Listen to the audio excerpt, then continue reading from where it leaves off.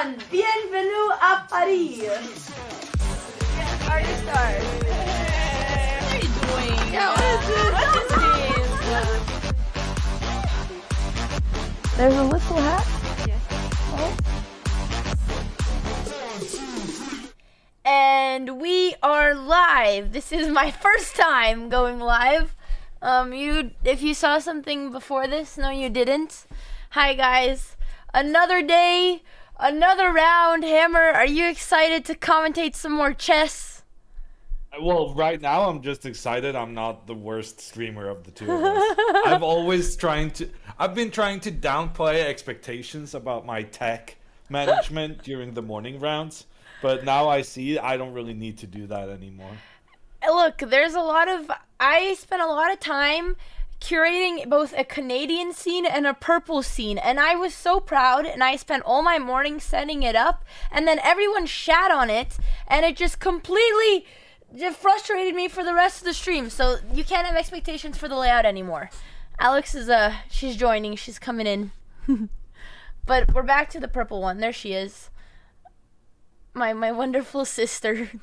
Hi guys, how are you doing this morning?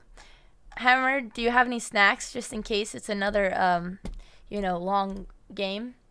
I am happy to report I have been to the store today and I have bought snacks and I am ready for a big long fight. Good. And Hammer said he has a good feeling about this one. So everything, we are fully prepared. I gave Alex a little bit of a pep talk yesterday. Sorry, my chair just... And she was, of course, a little bit down, but I think I cheered her up. I hope I rekindled her spirit a little bit. Chat, your guys' support has definitely been helping as well. There's her opponent, Michelle Hua, who actually... okay, I'm going to make sure that I'm not missing their move, because I know DGT boards will be delayed, so I'll make sure I'm following along. Did you do any prep? Yeah, she's been doing a lot of prep for this game. This is the first game where she actually had the whole morning off. And could spend some of that time preparing for the game. So that she's extra well prepared for today. Also, she sat down at the right color. That's always important. Apparently, I didn't know that was a thing, but... Alexandra, having a second black game in a row, has actually sat down at the black pieces. And here we go. Let's go. All right, D4. Okay. D4, this was expected. Her pen just broke apart. I was going to say we're fully prepared for today, but it looks like the pen wasn't. Her expression. What are you guys expecting Michelle to play? Well, I mean, she plays two openings. Okay. She plays the English and she plays the London. Ooh. So by playing D4, we're definitely expecting her to go for the London opening. There's actually been quite a few similar London setups in this tournament. More than I would expect from such a high level of play. But apparently maybe the London is just really good and high level players do use the London. Everyone is using the London these days. So we have a repeat opening. It's the same opening we saw yesterday in that big 5-hour struggle. And so far, the exact same moves here from Michelle that Hansi played yesterday. But there is a difference. Michelle here going for knight b5 early on. So the moves. Wait. Okay. What was Alex's? What was after? Oh, she played d5 and knight b5. Yeah, you can also do it. Oh, let me make you. Are you able to make moves? Yeah. Okay. So it's quite important that Alexandra played this move d5 because if you don't play this move, you allow white to go very aggressive with the pawn to e4. So d5 is important, and it's not really the normal move that Alexandra is used to, but she got some practice with this yesterday. And I think the game yesterday will also make her stronger for this opening today. Yesterday, the opponent went for this attack on the right-hand side, just advancing her pawn on that side to start an early attack. This time, the opponent actually goes in the opposite direction, knight out to the left side, making a threat against the pawn on c7. The only way to defend that pawn is to move the black knight out to the edge of the board. Now, normally, we don't really want to move our knight to the edge, but we had to defend against this threat on c7. I've played White has continued with the pawn to e3 afterwards. Bishop g7 from Alexandra. The knight has been developed to f3, and Alexandra now castles. And this is an important moment in the game, because according to the theory, or like the accepted considerations of this position, black should play h3. No, white should play h3. And Michelle does do that. I've been looking at Michelle's games in preparation for this matchup, and I think Michelle is the best opening player in this entire field. Wow. What do you think makes her opening so strong? Does she just know her lines well? Yeah, no, she just knows her lines, which is enough to make her the best. Yeah, something that Alex It doesn't has like not to do. been a very common thread in this tournament that people know their lines. The problem with knowing your lines is that when you play the best moves, Hammer has prepared for Alexandra. Alexandra is still in her preparation, and she might be able to get an advantage here with the black pieces, I think. I'm happy to hear that. Yeah, I have to say, I mean, I guess this is theory, but I've also studied this knight b5, and from my understanding, and I was also going to ask, is you're not actually supposed to play this when you can give your opponent the chance for c6, but maybe in this position it's good, and her plan is to come back to a3? No, the plan is to come back to... So if you go c6 now with black, the plan is to just go back to c3, and you have this idea of capturing the black knight and giving black doubled pawns on the edge of the board. I'm not sure what makes you say knight b5 is not the move, because this is the top players play this move. Okay, maybe I don't know my lines then. Maybe looks like I'm learning my Jobava theory. But okay, yes. Can't you just go knight c7 and now you have no doubled pawns, and you also just helped redevelop black's knight? Well, but then how good is the knight here is the question. Yeah, I guess it doesn't have much to go. When the bishop develops, you can move your knight further to attack the bishop, but the bishop will just move. And like, black's pieces are pretty clumsy. The knight is blocking the bishop, the knight is blocking the pawn, and white is hoping to, in the future, white will try to go c4 and put extra pressure in towards the center. So, no, we're hoping for a different move from Alexandra. Okay, looks like you're finally teaching me some London theory that I really needed. I did send you Alexandra's notes from Reykjavik. Oh, you which did? Has all of this detailed. Really? Okay, I'm going to scroll up in our Discord messages, because I swear you did not send me anything. I don't believe that happened. More than once. Oh, there it is. Oh, what? Oh, you did send it to me on 3/27. Okay. I guess like big sister, little sister follows. I swear I didn't know I had those. But in those notes, you will find that the recommendation for black in this position is knight to e4.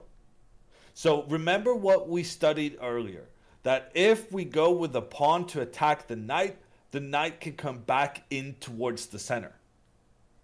But here's the idea behind this latest move. When the knight comes to e4, it discourages this move knight to c3, because then you get the doubled pawns. So if white now continues playing in typical fashion, developing their bishop, you go c6, attacking the knight. If the knight goes back where it wants to go, black can capture here, and white is saddled with doubled pawns. Wow.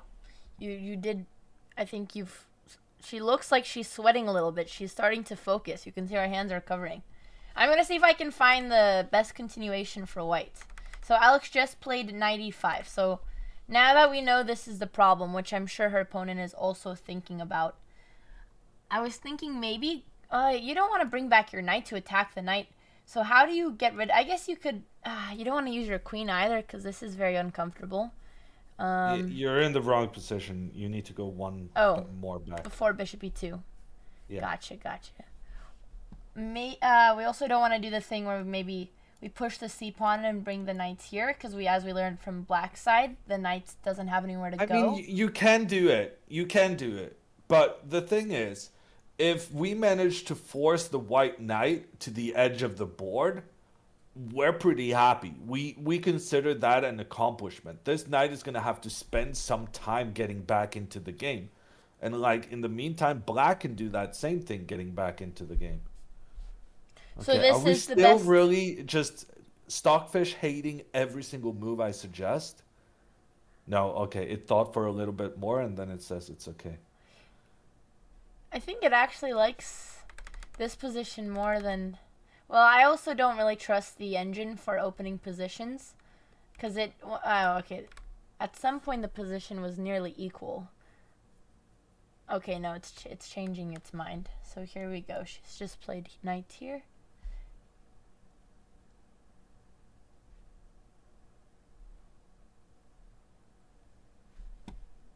So Alexandra has successfully utilized her preparation. This is a line we actually looked at for her tournament in Reykjavik in March 2019.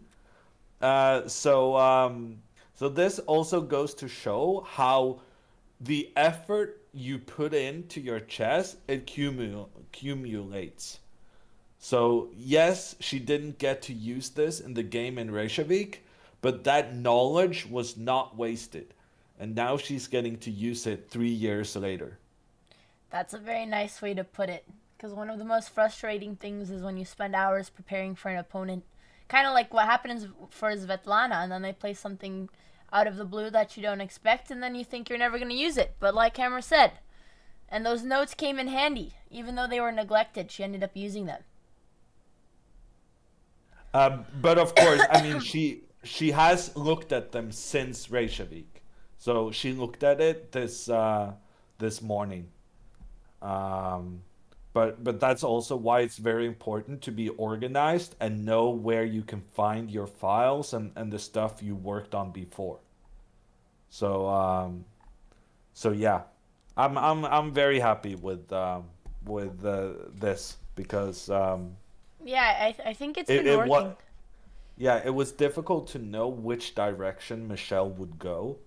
And Alexandra looked at 4 different plans white could do, and that paid off. I'm gonna make a little clock format, but as we can see, our opponent is spending a lot of time really in the opening, so I think Camera's line did come in handy. I'm gonna quickly add it to the layout. And since it's an early thing from the opponent, maybe you should do your puzzles.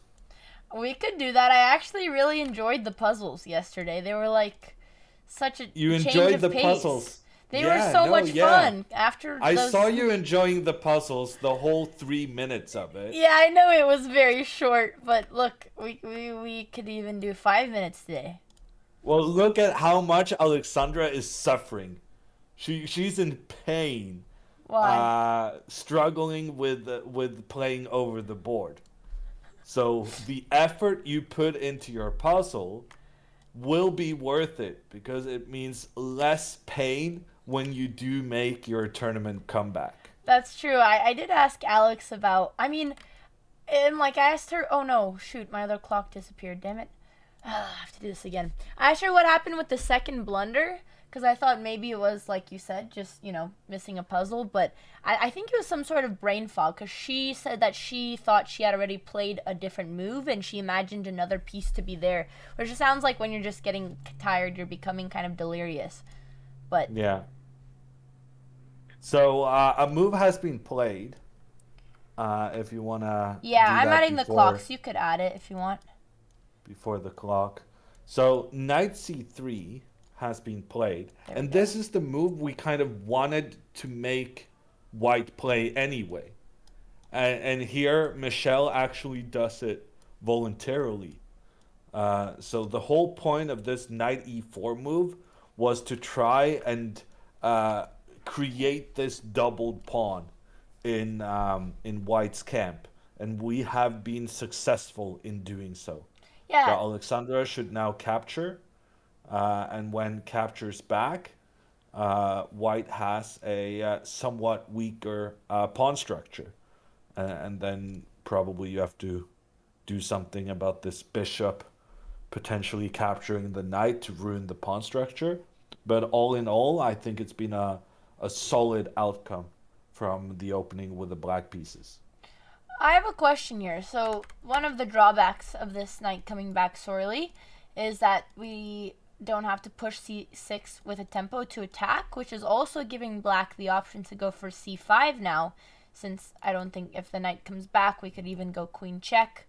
And we don't even, what if you don't take the knight right away? Why not just go for c5 right away? Because you could take this knight later. Because they're not going to defend with the queen.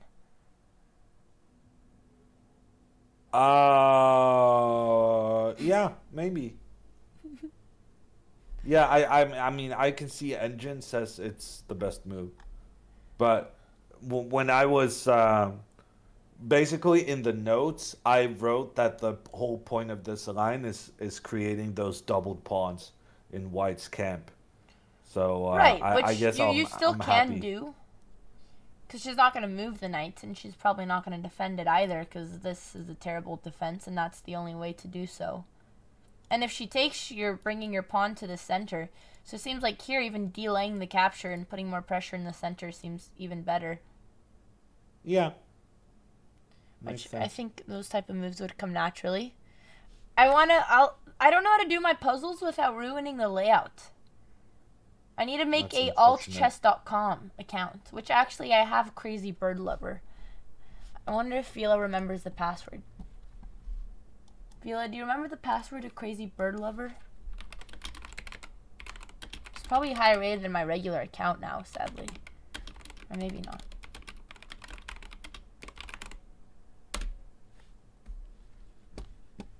Was there an earlier game today? No. Like Hammer said, it was the first morning she had off. And same's going to be with tomorrow, right? She only had... Oh, no. Tomorrow she has 2 games again. No, tomorrow she's is one. a double round again. Oh, gotcha. Yeah. So, I mean, it's a tough tournament schedule for choosing comeback tournaments. I'm sure it wasn't the first choice, but it was such an important event, right? Yeah, which... It's the Canadian Women's Zonal. If not for that one, I think she would have chosen a tournament that has a bit more of a relaxed schedule of games. Which I was going to say, this is kind of one of, I don't know, correct me if I'm wrong, but one of the cultural differences between tournaments in North America and tournaments in Europe, which Alex and I were talking about playing more tournaments in Europe, because the schedule is just a lot more relaxed. It's more normal to play only 1 round a day, where... What I understood, it's more of an American-Canadian thing to be playing 2 games a day. Yeah, definitely. Like most tournaments in Europe is 1 game a day, and most tournaments in the US and Canada are 2 games a day, and that makes a big difference. Dad said Michelle is one of the stars of the Canadian youth chess. Dad, what background do you have on her? Also, Dad, if you ever want to join in on Discord, you're welcome to. What Hammer is saying is Americans work harder during tournaments. I wouldn't say that. I'd say that the European schedule is just better because they have more of a not relaxed schedule, but where you can go out, explore the country, get a nice meal. You have more time to enjoy your trip is what I'm saying is that the European way of life is has a just better better. work leisure balance. That's why after yesterday, Alex and I were on the call and we were scheming how we're just gonna go to Europe and just farm some elo and have an enjoyable tournament. And she said, "No more sweaty Canadian kids." And I said, "I'm with you, sister. Let's go to Europe." Yeah, no, she was really talking about how all Americans were underrated because there were no FIDE rated tournaments, and she true, was though. going on about Europeans having all this rating. Just I don't know. I feel like she's underestimating the Europeans a Yeah, little this bit. is building But some North I American bias after this tournament. yeah, but I mean She's I'm traumatized. I'm just happy as long as you guys are wanting to play tournaments. I think that's really cool. Hey Domo, good to see you. Yesterday, Domo sent. Let me see if I can share it. Domo sent such a nice message, to both Alex and I. It was like, "Hey Alex, been keeping up with your playing in the tournament. I know not winning is tough on the mental, but you've done great for it to be your first competition in how many years? These kids are full on living, breathing, and sleeping chess, and you still got this far while living a double content creator. You're a badass." And I thought that was really sweet, and I know that Alex appreciated too. So thanks, Domo. Europeans are actually dropping in FIDE points, though my small city had FIDE rated tournaments every month. He wrote dripping. Oh, dripping. Yeah, that's what Alex says. That's a good way to farm some FIDE elo. Yeah, you're welcome to try. We have small kids as well. You're welcome Our to greatest try. enemy. Small kids are everywhere. That's true. No You can't. matter We where need in the to world play you go, a tournament with there's an some age little kids playing restriction. chess. I'm gonna play in an age category. Well, actually, I don't know if that's. Yeah. I think you don't want to play an age category. Yeah, I don't want to play against because my age. the only age category you would qualify for is under 20. That's even worse. That's just bringing me closer to the kids. It's giving you exclusively kids. I need to go back to Portland Chess Club where 99% of them were like 40 and above. It was great, and I was once one of those little kids farming their elo. It was great times, except, the basement was a little bit stinky and I didn't really have any friends there, but I was winning. Okay, so Alexandra decides to give the double pawns, and then she's pushing forward with that central attack. So she makes the trade and then goes c5. The idea is to get the queen out to a5 and put extra pressure in towards that recently created double pawn for white, and also in towards that white king. I'm liking her play so far. I think she's a little bit better here out of the opening. She's been quicker getting her king castled. She has the better pawn structure. She's basically done everything she's supposed to. Yeah, I have to say she also seems, well, I guess I didn't really see her like drink a single liquid in any of her other games, but she seems a little bit more confident in this match. Sure, also having your opponent play into your prep has to be a big game changer. Chat, who do you represent? EU? I find it hard to believe just because of the current time zone, but maybe if it was the morning time. I think we just have a lot of Americans in our chat trying to be Europeans. EU's been very strong during this tournament. I think the viewership maximum was during the morning round. Yep. When the EU is 100%. at its strongest. Dad said, "Oh no, you've become one of those adults complaining about too many kids in a chess tournament." Dad, I told you, I've been aging very quickly ever since I moved out. UK gang. What time is it for you right now, Hammer? 11:23. Okay, that's still, people will still be tuning. It is a Friday night or Saturday for you. What? It's Saturday, yes. I was up till 3 a.m. last night from England. Danny, were you up watching the games? Hammer, when are you gonna get back into competitive chess? What do you mean? I was in Stockholm the last weekend Oh, really? playing chess, Oh, beating people. how did you do? I didn't know that. I just I see you won work two so hard games. as a coach. I didn't know you've had time in your schedule because you've been working so much lately. Well, well, I have time in my schedule because the people I'm coaching are never interested in doing any work. I have to confess to something, chat. I was extremely motivated about a month ago, and I messaged Hammer and I said, Hammer, I'm tired of losing on stream. We are doing weekly lessons no matter what. I'm doing puzzles every day, and that was because I was expecting to play this tournament at the end of April. And the first week, it went great. I did my puzzles, I had my lesson with Hammer, then the next week rolled around, and the schedule got kind of busy. Alex was starting, and I was looking at the commentary, and then the Spain tournament got canceled, and it's been now 2 weeks, and we haven't had our lessons, and I haven't done my puzzles, and I've been a bad student, and I know I'm very guilty. I need to confess. Yeah, but we'll get you doing some puzzles today at least. Yeah. And Alexandra, I feel like this has been the best opening she's had so far in this tournament. And it's good timing because, like Papa Botez says, Michelle is one of the rising stars of the Canadian girls chess scene. And based on the games I played through, I feel like she's, I would say, one of the very strongest in this tournament. In Wow. particular, I think she's the best opening player in the entire field. So, Even better than Svitlana and Miley. yeah, I was looking at her results. I mean, she currently has like half point less, and I think sure her last games she lost to the top two players. So I wasn't quite sure what her skill level was, but of course, like the top two players are also drastically stronger. But and I didn't see the games against them. Yeah, so in the last two previous rounds, Michelle was black first against Svitlana, the number two seed, and then she was black against Miley, the number one seed. Oh. And like black against Miley, she completely outplayed Oh her wow. her both stronger and older opponent. With an old school opening, the Queen's Gambit declined, Pretty and cool. she kind of panicked and lost the game.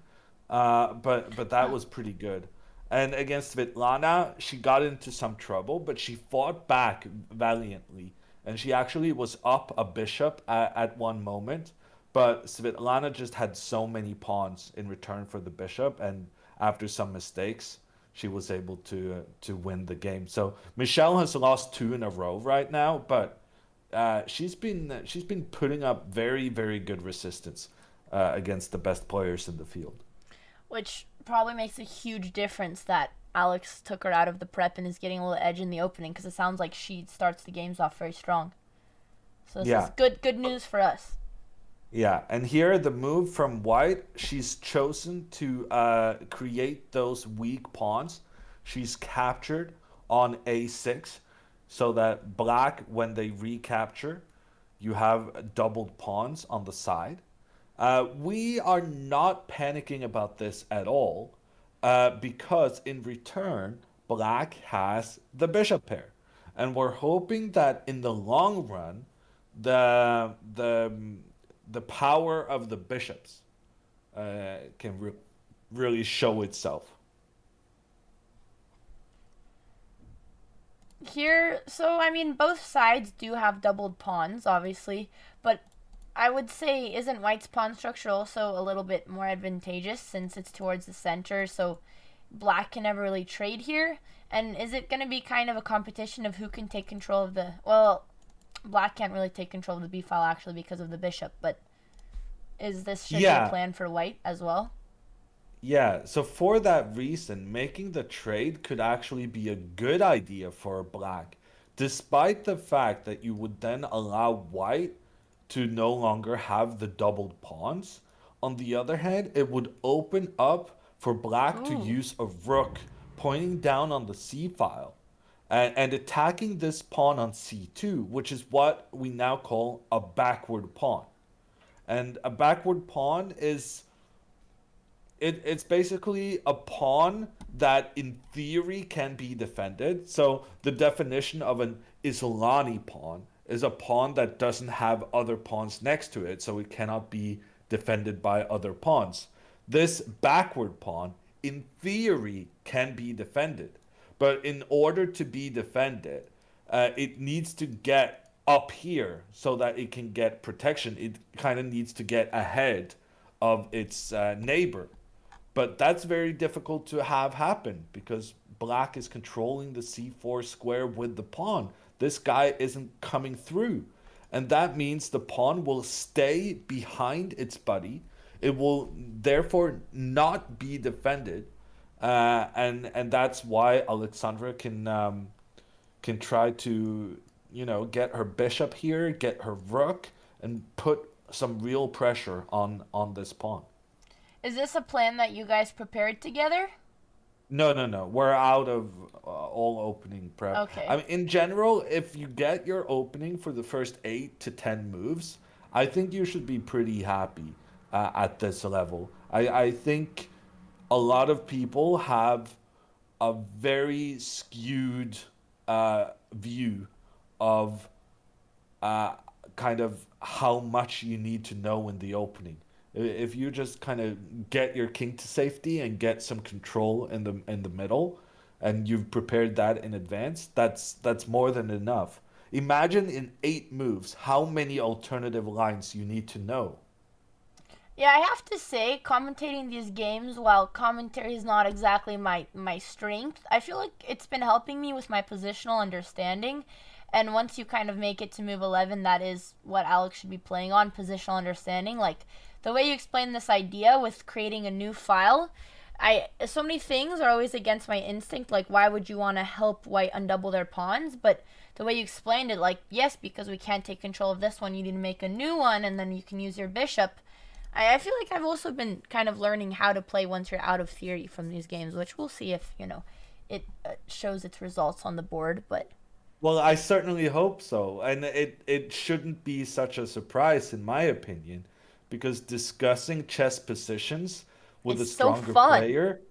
Well, I'm not saying it's fun. I'm saying that it opens your mind to new ways of thinking, right? It does. And for me, one of the ways I became really, really good is because I went to high school in like a special sports program where we had time set aside to study chess. And one of my classmates, born the same year, was Magnus Carlsen, current world champion. And getting to discuss chess positions with Magnus, it's a gold mine for chess improvement. It is definitely good preparation. The chess game analysis is always the part that I dreaded the most in my preparation because it does take a lot of patience. It's less exciting than puzzles and playing, but it is very useful, like you said. So I'm really liking Alexandra's position. So of course Alexandra, she captured this pawn, and then white castled, and now Alexandra's plan with pushing her pawn forward was to get the queen out and put pressure on this c3 pawn, which is what I believe she's going to do now. Okay, here, can we calculate and play out what happens if white trades trying to go for this d5 plan after queen a5? Sure. So here, because it looks like black is now leaving this pawn undefended, allowing takes, and I'm assuming that black gets to take here with tempo, attacking the rook, maybe force the rook over, and now black has time to defend this pawn, and white has to ruin the structure. So this pawn is actually not a problem because you get this attack on the rook. And you win a pawn. Queen takes c5. Right. So this is Queen great. takes c5. Black is up a pawn. Black has even further ruined the white pawn structure, because notice now how this guy is alone on a2. This guy is alone on c2, and then we have a grouping of pawns on the right side. So this is what we call 3-pawn islands. And basically, the more pawn islands you have, the worse it is. Because normally you want pawns to stand next to each other so that they can defend each other. And here this guy was alone, but then at least this whole grouping on the right side was working together. So by making the trade of capturing on c5, regardless of whether or not this bishop can come and attack the rook, if the queen simply takes back, black is very happy just for the simple reason that white has given themselves an extra pawn island. Thank you, Nord, for the tier 2 and 38 months, and Chess Canuck for the Prime, and Stefan, and Fly Mario, and Mood to Win. Thank you, guys. Also, Racing Chess, sorry that I missed your dono. I created a chess iceberg. I'll look at it after stream. I'll click that link. Thank you for sharing.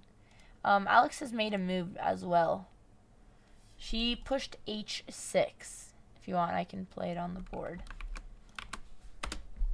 That's a big surprise to me. Let's see. So what? Oh wait, after castle. Yeah, I don't like this move at all because it's not doing anything. Yeah, I'm trying to think the thought process. Most of the time when I push h6, it's to prevent some sort of bishop g5 or knight h5.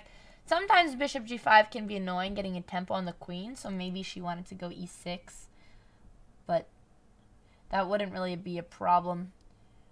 It wouldn't be at all. So I'm not sure. So I feel like she's getting distracted by some idea that she wants to go g5 and g4.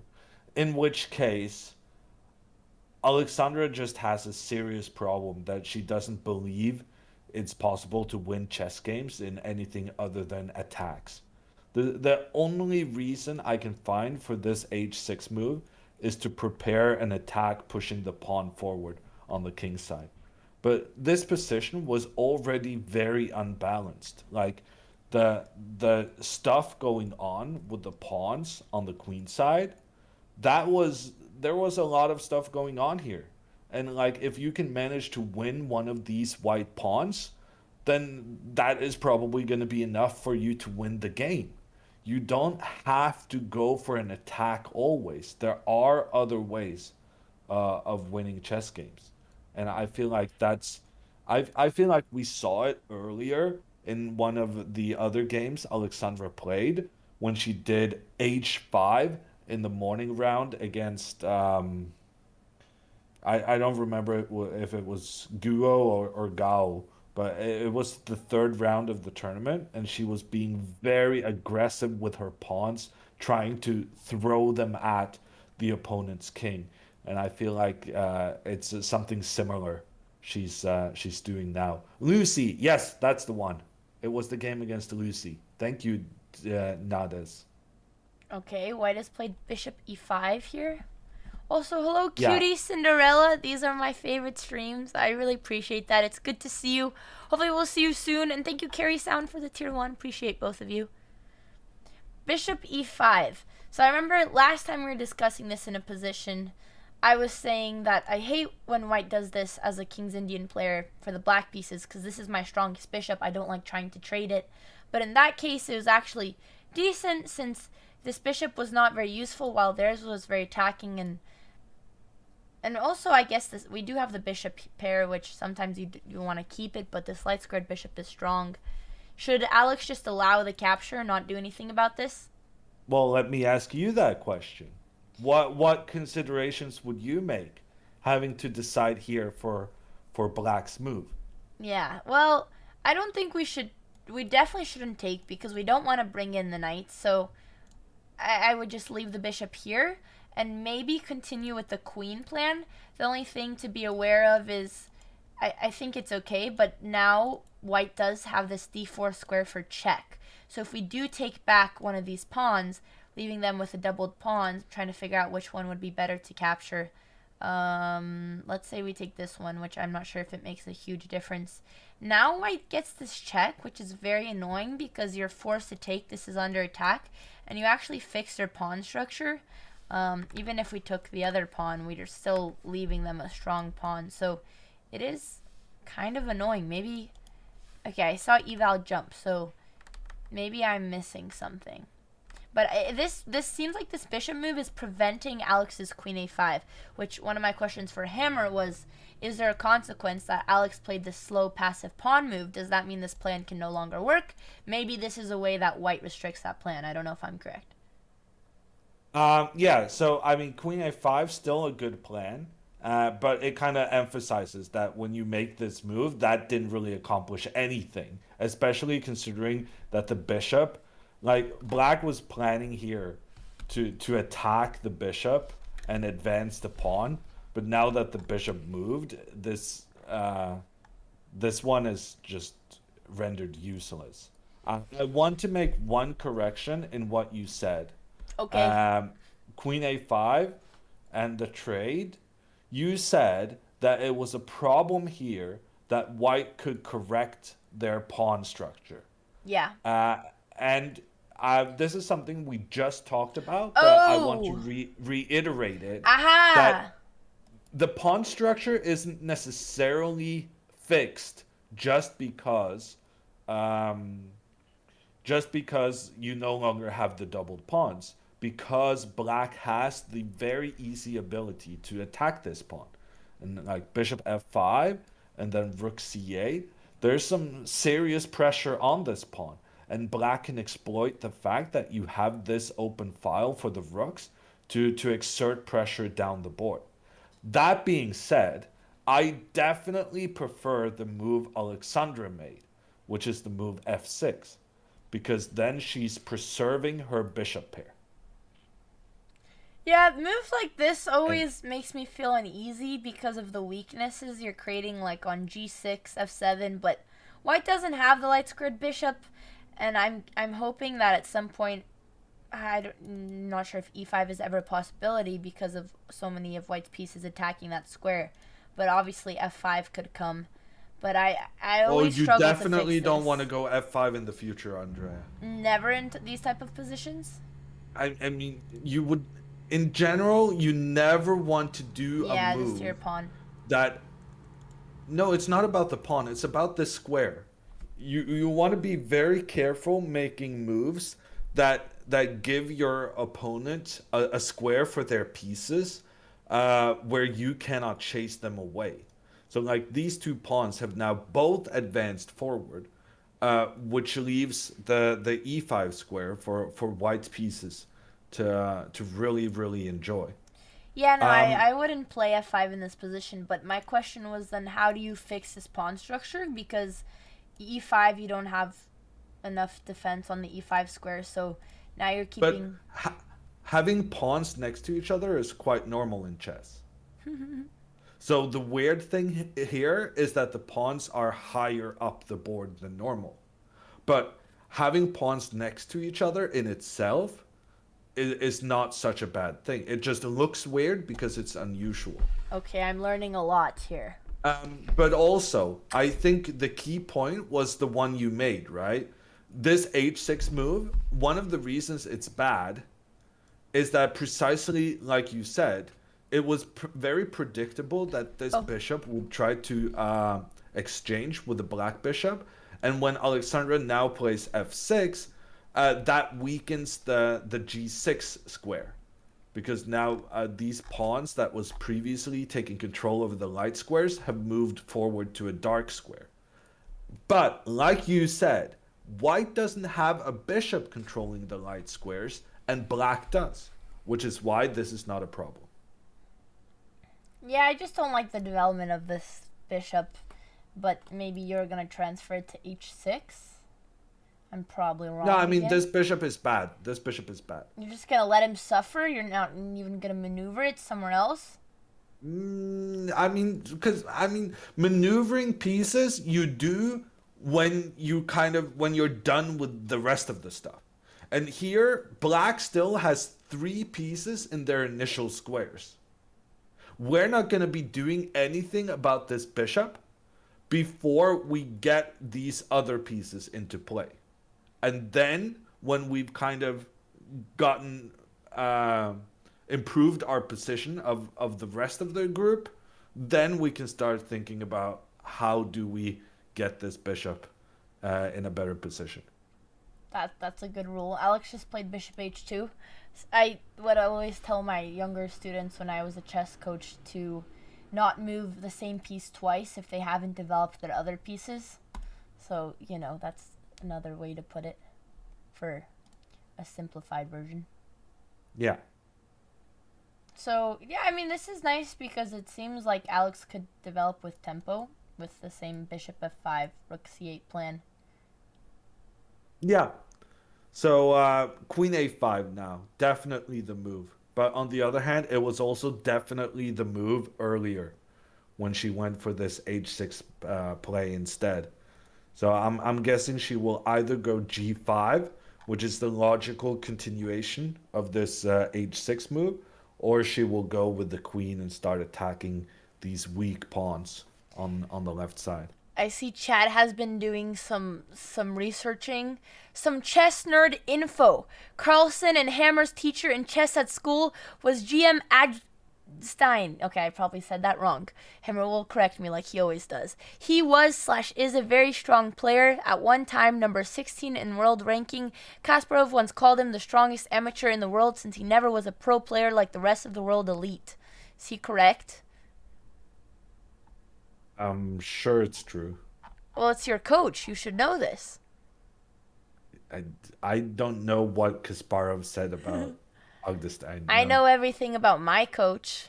But fun fact about Augustine, he was on the Norwegian national soccer team. That is fun. Fun fact. Seriously, you didn't think that? I'm just trolling. It's very rare to be like top level in two things. That's true. He was a striker for the Norwegian national team. And he scored one goal. But unfortunately, he injured his knee at like 22 or 23, and he had to retire his soccer play. Didn't you play soccer as a kid? Of course I did. See? Everyone does. I said I knew everything about my coach, and I was right. Did you play soccer as a kid? Well, I guess the coach doesn't know the student very well. Alex and I never played any sports with balls. Alex did gymnastics and I did dance because we don't really have good hand-eye coordination to catch and throw, But, I mean, when I've told Alexandra I would really like to do like pickup games in New York parks, she's been saying she would tag along and play. Yeah, we never got to play soccer. It's still on our list.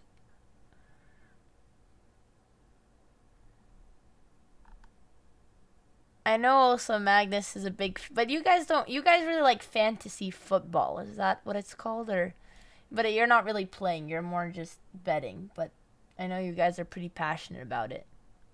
Yeah, fantasy soccer, fantasy Premier League. It's the English football. League. Yeah, the English Soccer League. And Magnus was number 1 in the world at some point. And I was top 500 in the world this season, but wow, I've dropped. Yeah.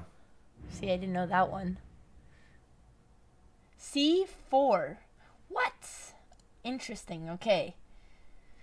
I'll let Hammer take this one away first, and he can give his analysis.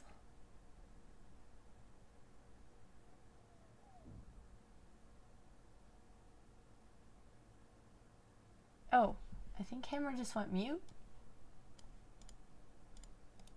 What? Chat, do you guys hear him? Oh, yeah.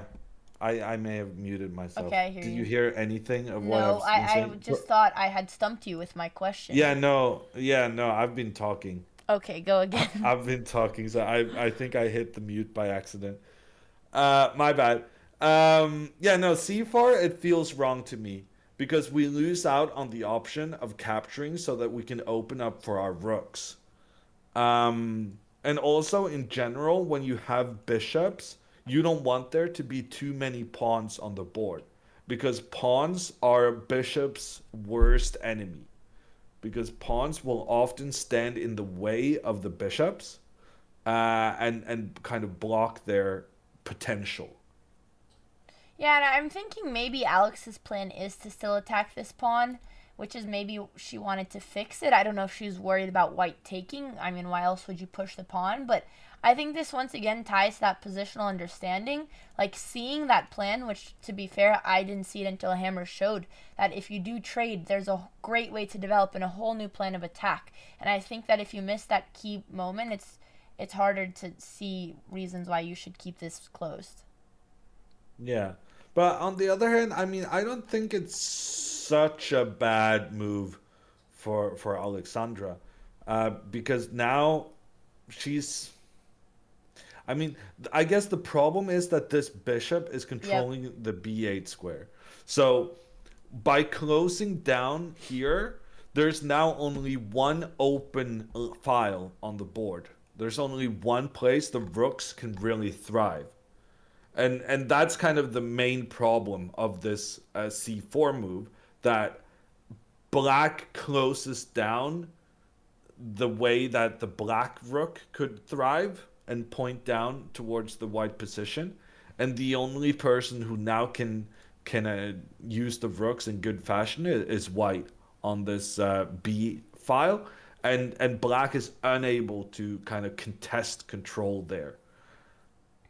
Since now black is closing up the position on the queen side, would you suggest they move their attack to the king side? But there's not really like pushing the g4 pawn to attack isn't gonna work, so I'm not sure if there is a way for that to happen. I don't know. To me, this just looks like a very, very complicated position. Um, I, I guess. Rook e1. Okay, I have to run to the bathroom. I'll be right Yeah. back. Okay. So rook e1. The idea is to go e4, but the problem of going e4 is that then you open up the position for black's bishops. So I would like to see Alexandra doing something like bishop e6 now. Because the idea is you're kind of anticipating white's move. You're anticipating white wanting to go e4. And you're saying, if you do so, then I'm ready to get my bishop on the most fantastic square in the middle of the board. And here I would say black is much, much better. Tuffy coming in with a prime. Thank you.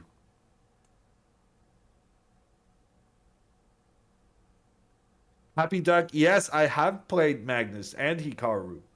Basically, when I play Hikaru, I lose every single time. But I have had some good results against Magnus. Last time I played him, he was a world champion and I won. So that's probably my best result ever. I captained Saka this week, Andrew.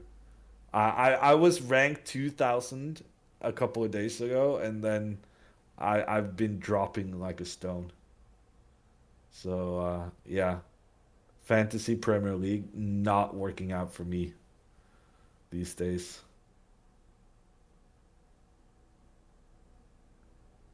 What's your record against Magnus? I'm not sure. I very rarely play him, so it's pretty good considering how much better than me he is. Can Alexandra still qualify for the Olympiad? I mean, I think if she shows she's playing good chess, and if she shows she's being serious about playing and like trying her best, she's had some bad results so far, but a lot of it has just been because of a lack of playing. So I feel like if she finishes strong here to kind of show that in the first couple of rounds she was rusty, and as the tournament progresses, she kind of gets back into it, and also improves her results. I think that could be enough. I don't know. Bishop b7 was just played. Okay, so Bishop bishop b7. e7. I definitely prefer my move, bishop e6, um, because bishop b7 is preventing the move white wanted to play, but was actually a bad idea. So bishop b7 is kind of like saying, "Oh, you want to go e4? Okay, I'll stop you from doing that." But actually, the plan was bad. So preventing the plan was also bad. Okay, now I see how you ended up. What was it? This is where you. Oh, I was saying. Okay, I missed your commentary on why this was bad, and I'm gonna set it up as a puzzle to see if I understand why it's bad. Because to me, it looks like now White's d4 pawn is stronger. Of course, this bishop is really strong, but otherwise, then maybe you could use this file for your bishop. I don't see what was the main strength in this position. I know I'm making you restate stuff, but I want to learn as well. The bishop on d5. Oh, Simply. it's just being stronger. It's just so strong because Okay. white has no way to push this bishop away. Gotcha. So, like, because you have this pawn on c4, it's preventing these white pawns from coming up and dislodging the bishop. So this black pawn is doing a great job securing the d5 square, making sure that the bishop cannot be pushed away. In addition to that, white's pieces are struggling to find good squares. In such a position, black should play g5 afterwards. And then you can see how these pawns are all restricting squares where the white knight or the white bishop would like to go. So it's a combination of this bishop being incredibly strong in the middle now and the white pieces kind of lacking opportunities, lacking something to attack. That's a very good explanation, and as like a weaker player, it's just so hard for me. I understand why we're pushing these pawns to restrict these pieces, but it's so hard for me to make these play knowing that one of your pieces are just completely out of moves, even though, like you said, your goal is to develop your other pieces, which you did accomplish, but it's so hard to get over that from my perspective. Yeah. Which is, one of the difference in levels. Okay, back to the game. So she played bishop b7. It looks hard to consider. Yeah? Yeah, one of my concerns is... Yeah, I don't know. I kind of like Alexandra's position. I don't understand why the computer is saying white is better. I feel like it's a very difficult situation for both players. And I feel like white's only advantage is trying to do something on this open file. But for instance, if you use your rook to attack the bishop, and then if you kind of move your knight to try and push up in the middle, now suddenly queen a5 is a double attack on the white pawns on the side. So I'm not sure I liked the c4 move from Alexandra, but her plan is kind of working. Like white is struggling to find white is struggling to find kind of a way to place their pieces in a good way. Thank you, Quinny, for the prime. I love the chess posture. It's so relatable. Yeah, the girl has been tunneled the entire game, which is very helpful sometimes when I would get really intimidated by my opponent. I don't know if she's intimidated by Alex. Could be the case, could not be the case. But it is a funny contrast here.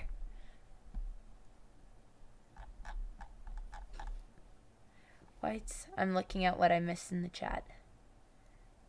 Someone asked if you had ever if you're still training Magnus. No, I'm not working with Magnus. I haven't for a very long time. I'm a chess commentator now. Because he's just the best chess commentator. We Botez had to snag him and say, "Sorry, Magnus, he's going to better use now." And Magnus said, "You know what? I understand." And we shook hands, and that's how it went. It's a pretty accurate description of events. Are you allowed to trash talk in this tourney? See, that is the difference between street chess and Canadian national tournaments like this.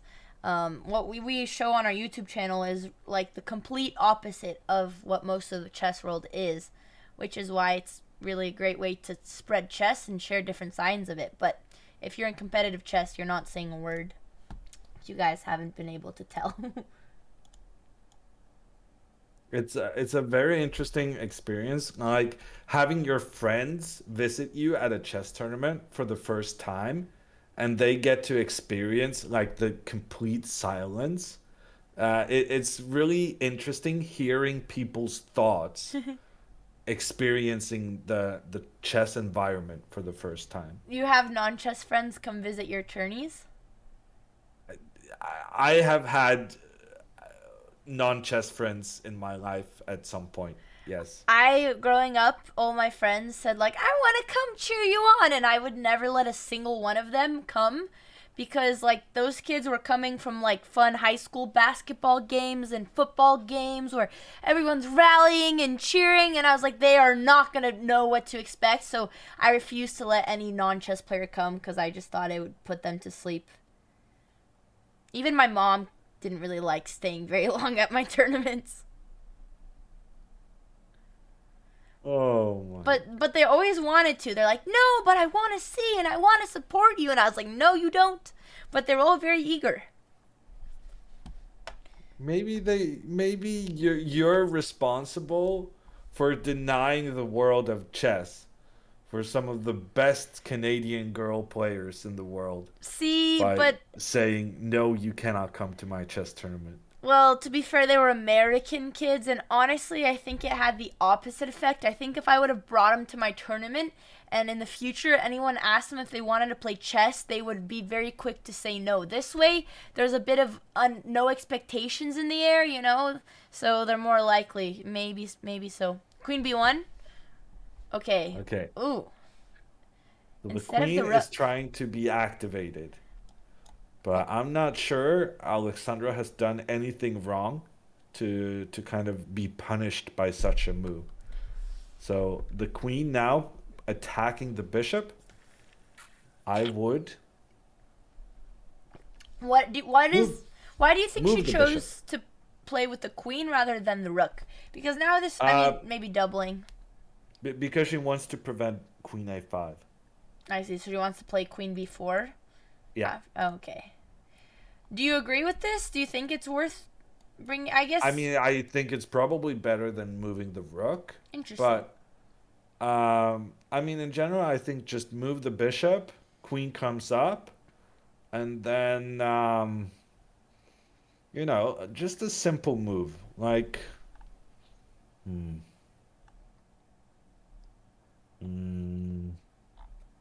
are there any simple moves here? Maybe there are no simple moves. Maybe I would want to attack the queen immediately. Wow, computer really hates every single one of my suggestions. I love Hammer always going head to head against the computer. Yeah, no, it's just that ever since Vila asked Hammer, is it okay if we can make a compilation of times when the computer is just saying, "Oh, you're so wrong" about the choices and suggestions. I kind of started noticing when it happens. And it's happening very often. I don't know, Hammer. Maybe the reason Alex is performing so bad is because your chess just hasn't been the same. You used to agree with the computer. Yeah, well, it does sound unlikely that I'm somehow channeling my bad chess onto her. But I guess it shouldn't be ruled out. Oh, someone in chat was asking if now Black should be attacking towards the king side, which is still a plan I'm curious about because it doesn't seem like Black can really progress at all. Well, certainly not with Hammer's move here. So, and where are you going to put your rook? On c8, and your queen is no longer attacking this pawn. So maybe you start, maybe queen b2, you start targeting towards the king side. Then would you start pushing any pawns, Hammer? I mean, I'm definitely playing g5. Okay. Oh yeah, right. To restrict 100%. everything. Yeah. And after I play g5, I might want to play h5. But, you know, this is the kind of thing you want to do after you've kind of gotten your pieces into good positions. So, like you said, I would probably want to play queen d7 first, and then start thinking about pushing pawns. The problem is, after queen d7, I'm kind of annoyed by this move where white just tries to capture one of my pawns. And bishop and b5 is allowing, or yeah, I was gonna say is allowing this, but that's not it. We're not worried about queen okay, c7. I assumed you meant a4. I did. I was testing you because your chess Yeah, has yeah, been yeah. bad. Yeah, definitely a test, and definitely I passed. So Good job, everything just Hammer. seems, the universe hope you seems feel to be in better. some disaccord with the whole thing. Um, yeah. So, but on the other hand, this pawn is not really very useful. Ooh. Oh, okay. So maybe just, you know, say bye to the pawn and continue attacking on the side. I don't know. This looks kind of interesting to me. Like, that pawn wasn't doing much anyway. And like, yes, white can put a rook here to kind of point down, but black is doing a good job here of controlling those squares the rook may want to use. So the rook isn't really doing much. This bishop isn't doing much. The knight isn't doing much. Like, all of white's pieces aren't really doing that much. And in the meantime, we're kind of starting an attack here. Maybe, you know, I move my king, get my rook in, bishop back. You know, at some point, I'm going to push up here. I'm going to get my queen involved. And we're going to checkmate white. That would be the hope, at least. I was gonna ask if any plan in this position. Does black want to try to attack this pawn, perhaps with like bishop a4 or queen f5, of course defending the bishop, but I think in what I saw, since white's plan is to double, they solve it really easily. I was thinking you're using your bishop to force a rook to defend, but if this is their plan, then there's no point to attack this weak point here. Yeah, and I need this bishop to control some of the important squares that the rooks want to use on this file.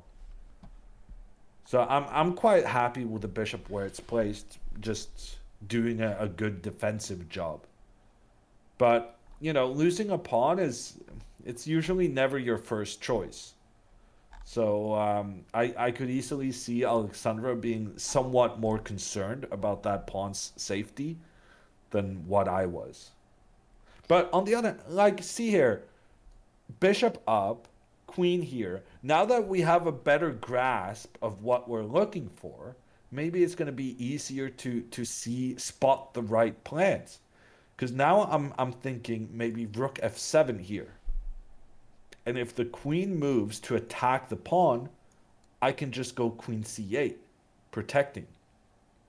And then if white tries to start with these rooks on the file, then I can do these kind of things here with the rook coming in with the queen, creating that attacking opportunity and open up towards the white king.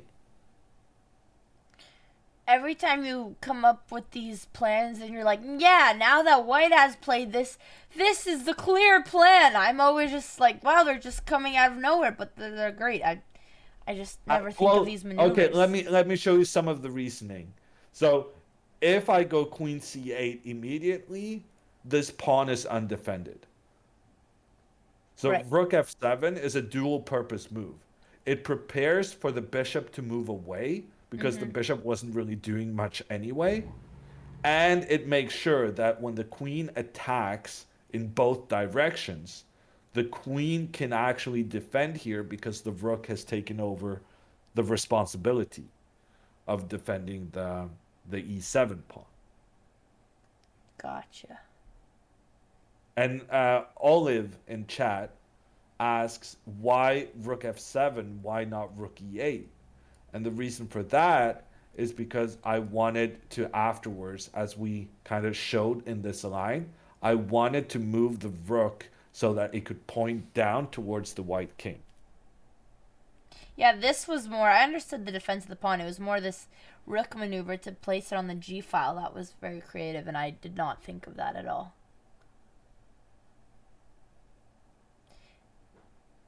So if we go back to the current position on the board,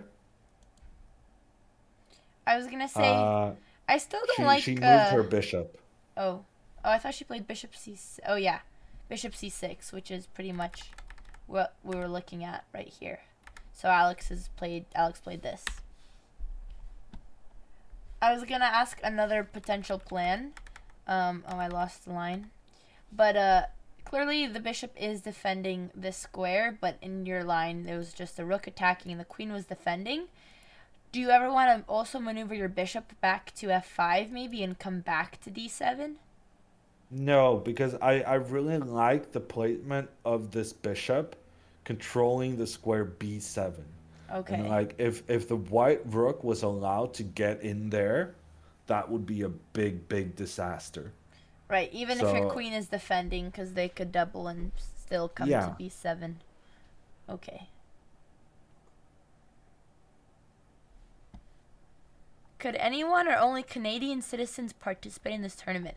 Anyone can, but I believe to play on the Canadian Olympiad team that Alex is trying to qualify, you have to be Canadian, which makes sense.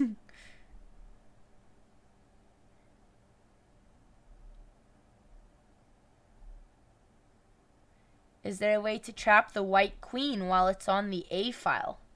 It's an interesting question. Where was that queen on? How did we get to that line? Where's your line? Oops. Not that one. Not this one either. This one? This is what? No. It was rook f7 after queen b4. Could you not represent Romania? Wouldn't you be both 1 and 2? We're actually not. We don't have Romanian citizenship, but our parents do because they were born there. Also, Romania is way better at chess than Canada. Oh, there's an open one, Dad. Oh, I didn't know that. Oh, really? Only Canadians can? Oh, I didn't know zonal is closed. Oh, I guess it is Canadian zonal. Oh, actually, I think I remember that because I remember one time I won it was like a Canadian women's, some sort of national, or oh no, it was like a British Columbia Women's Championship, and I think one of the opponents were salty that I won, and they were claiming that like I don't even live in Canada and I'm a fake Canadian, which I was playing from the US, but I was a dual citizen. But I forgot, yeah, you do have to be. That was back when I would win things. But to answer that question, if the queen could ever be trapped on the AFL, this isn't the position. But I think just because of how strong this rook is, the bishop doesn't have any way to go on light squares where the queen is. And you can never bring your rook either to attack the queen. So unfortunately, you can't trap it, even though it is very limited in this position. Yeah. Queen b4. Okay. So where are we? Here. And she played queen b4. Wow, walking into Hammer's lines. Yeah, well, I mean, clearly that was her idea, though, when she went with the queen to b1. She was clearly looking for ways to get her queen into a stronger position. Mm-hmm. And now, actually, we talked about the move rook f7, but there's a point about rook e8 that, honestly, I should have talked about already. And that is that rook e8 may prepare to play e5. And I'm not a huge fan of this move, but it's very logical in that it blocks the white bishop so that the bishop no longer controls the b8 square, which in turn means that Black now can try to use their rook here, and kind of challenge for control of the open file. So rook e8. I mean, one thing that's good about this is that you can then move your bishop back, and that bishop can be really annoying for the white queen. But another advantage is that it may support this pawn push in the center. So I'm expecting Alexandra to move her rook at this point, and I think whichever way she moves with a rook, I approve of. Because I think as long as you move that rook, you're kind of understanding the important parts of this position, which is that you want to offer extra protection to the pawn on e7, and you want to clear the square f8, because you don't want your rook to be there. You want your bishop to go there, so that it can kind of pose some awkward questions to the white queen. Yeah, and I have to say, I'm pretty impressed if Alex does play rook f7 going for this rook g7, because this rook e8 I think is, well, from the lines that Hammer has shared, I think it's slightly weaker, even though I'd be happy with both. However, it is a lot more natural, since in these King's Indian setups with the bishop on g7, sometimes the pawn is on d6, the most common plan for black is to push e5, which if I was playing this position, I would go for this, since this is what I think is the common theme, which I think it'll be really cool if Alex plays rook f7, which is not as common of an idea.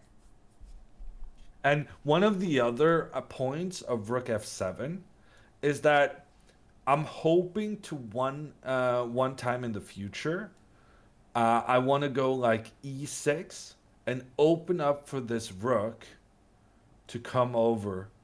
If I just make a move here, for the rook to come over and kind of give white some pushback on this control of the b file. Someone in chat was asking how Alex was doing after her marathon last night, and a lot of people were saying that they're happy to see that she's staying in the tournament, since a lot of younger players look up to her. And I just wanted to echo that and give Alex some respect where it's due here, because, I mean, she was devastated last night. We did cheer her up, and I talked to her a bit about the fact, which I think is really cool for this format, is that no matter the results, clearly Alex is not getting the best results, but the content is still great, and people are so engaged in the game because they're tuning in. They're not here looking at the standings or they're placing. They're enjoyed in the game, and they want to watch. Like the fact that viewership yesterday was increasing in the last hour, where we had a 0-0 evaluation. It was a draw, but people were so excited to see the result, and I shared that with Alex, and it really, because at the end, this is just a new experiment for us for content, and it made her really happy. And I do also want to say props to her, because she knows that staying in this tournament, there's just a ton of risk to lose more tournament, but she doesn't want to mess up for the other girls, because a lot of these girls are trying to get norms for titles, and getting an extra game against Alex is something that helps them do that, and it would mess up the group. So she did end up staying mainly just for the other players, because, you know, from her side, it is hard to grow, and she's not going to place anywhere. So I just wanted to give her some extra respect there. And also thanks to chat, because your support meant a lot to her. We're here for our streamer, and Hammer, of course. Oh, Andrea, why didn't you go to with Alex to IRL and vlog and do funny stuff in the background? Yeah, typically that is what we're doing, and we were also discussing a format in the future. I'm not insulting Hammer, not in any way. I think Hammer knows very well. That's why I've been asking him to come back every day, okay? I begged Hammer to come join me today and yesterday. I told Hammer that he's killing it, and I'm learning from him as a commentator, so I feel like that's very obvious. But of the format, Alex and I were saying in the future, if I'm playing, it might be better because, right, these games are a little bit so slow paced, so I would also be playing, so you get to tune in two different games, which might speed it up a little bit. But the reason I didn't go is just because we decided really last minute. But for, of course, any future Botez abroad, it'll be a lot better when we're both there. And she also said for moral support, she wishes I was there in person, and me too, but I was testing something new if one of us was doing commentary. But if we have Hammer, we don't need that. Yeah, so who are you getting for commentary in future Botez Abroads? Always Hammer, as long as Hammer's free. No, Hammer like literally killed. Like I would tune in the morning, and it would make me nervous because I'm like, oh my god, like I can't compete with Hammer now. I have to commentate after Hammer set the bar so high. But yeah, Hammer knows he's good. Oh, Dad said, it's a sad story with Canadian ladies withdrawing from Canadian women closed and ruining the chances for chess titles for other girls still in the tournament. Which, yeah, yesterday when I was talking about it, I didn't even think about that, and I'll admit to my mistake there. I was like, Alex, I don't know if she's going to play. She withdrawing, like, looks like what's best for her, but I totally forgot that, it really matters for the other girls' chances. So it is great that she's staying in there. Hammer's great at explaining things. Hammer Giga Chad. I love Hammer. Only here for Hammer. Okay, alright. I know that, but you don't need to say that, okay? Alright? Hammer's ego is already pretty healthy, so you may want to tone it down a little bit. Yeah, because the more we build his ego, the farther he gets from the computer evaluation, the weaker he becomes. It's proven as the streams go on. And the more expensive he gets. Oh, no. Oh, yeah, that too. Who's the youngest person at the tournament? It might be our current opponent. She's 14. I don't know if there's any younger girls. There was a 12-year-old. Oh, lovely. I wonder if Alex... I think Alex might be playing everyone. No, the 12-year-old crushed Alexandra. Like, oh, she already played the 12-year-old? Yeah, it was Lucy. And she played this brilliant sacrifice. She gave away her rook for a knight, opened up in front of Alexandra's king, and got a winning endgame. And Alexandra did amazingly to kind of fight back from what looked like a hopeless situation. But yeah, there are some really strong kids here. Let's just put it like this. This is the last year the Botez sisters has any shot at the Canadian Olympiad team. When these 12-year-olds become 14-year-olds, you guys are done. There's just no chance anymore. Oh my goodness. Well, thanks. I'm glad our coach really believes in us, Hammer. Well, I mean, they're putting in more of an effort than you guys. Well, they just we have other responsibilities. I mean, you're not wrong, but yeah, that's why they'd always make fun of me for being scared of kids, and people thought it was just like a joke for content. And that's why whenever in streams, whenever we're doing those playing chess in the park and random kids come join, I get really nervous. And everyone thinks like it's a bit, and everyone's like, Andrea's so weird with kids, and everyone's just roasting me. But no, now you see where the trauma is coming from. I understand why Andrea said she's old. You're not old enough to have this trauma. I am. I'm just the ripe age to be the target of the kids now. No, I know. But I will tell you. Kids have no life, to quote Nemo. What are you going to say? Well, I will tell you, I lost to a 12-year-old when I was ranked like top 100 in the world. That hurt. That was not okay. So yeah, kids are scary. They are. They're terrifying. Especially in chess. And I feel like chess is a very unique sport because, like, if you're playing basketball, you're right, they're not going to pair someone in college basketball against, like, a junior team. So I feel like chess is, like, actually one of the only sports where you can have that. Unless other similar, like, what do you call it? It's another type of board game that was actually a lot more difficult to solve than chess. What is it called? Go? Yeah, Go. Maybe Go. You could. Go? Monopoly, not Monopoly. Yeah, except Go. I guess any sort of like mental strategy game. But I consider chess a sport, so I'm considering chess to sports. Swim, gymnastics?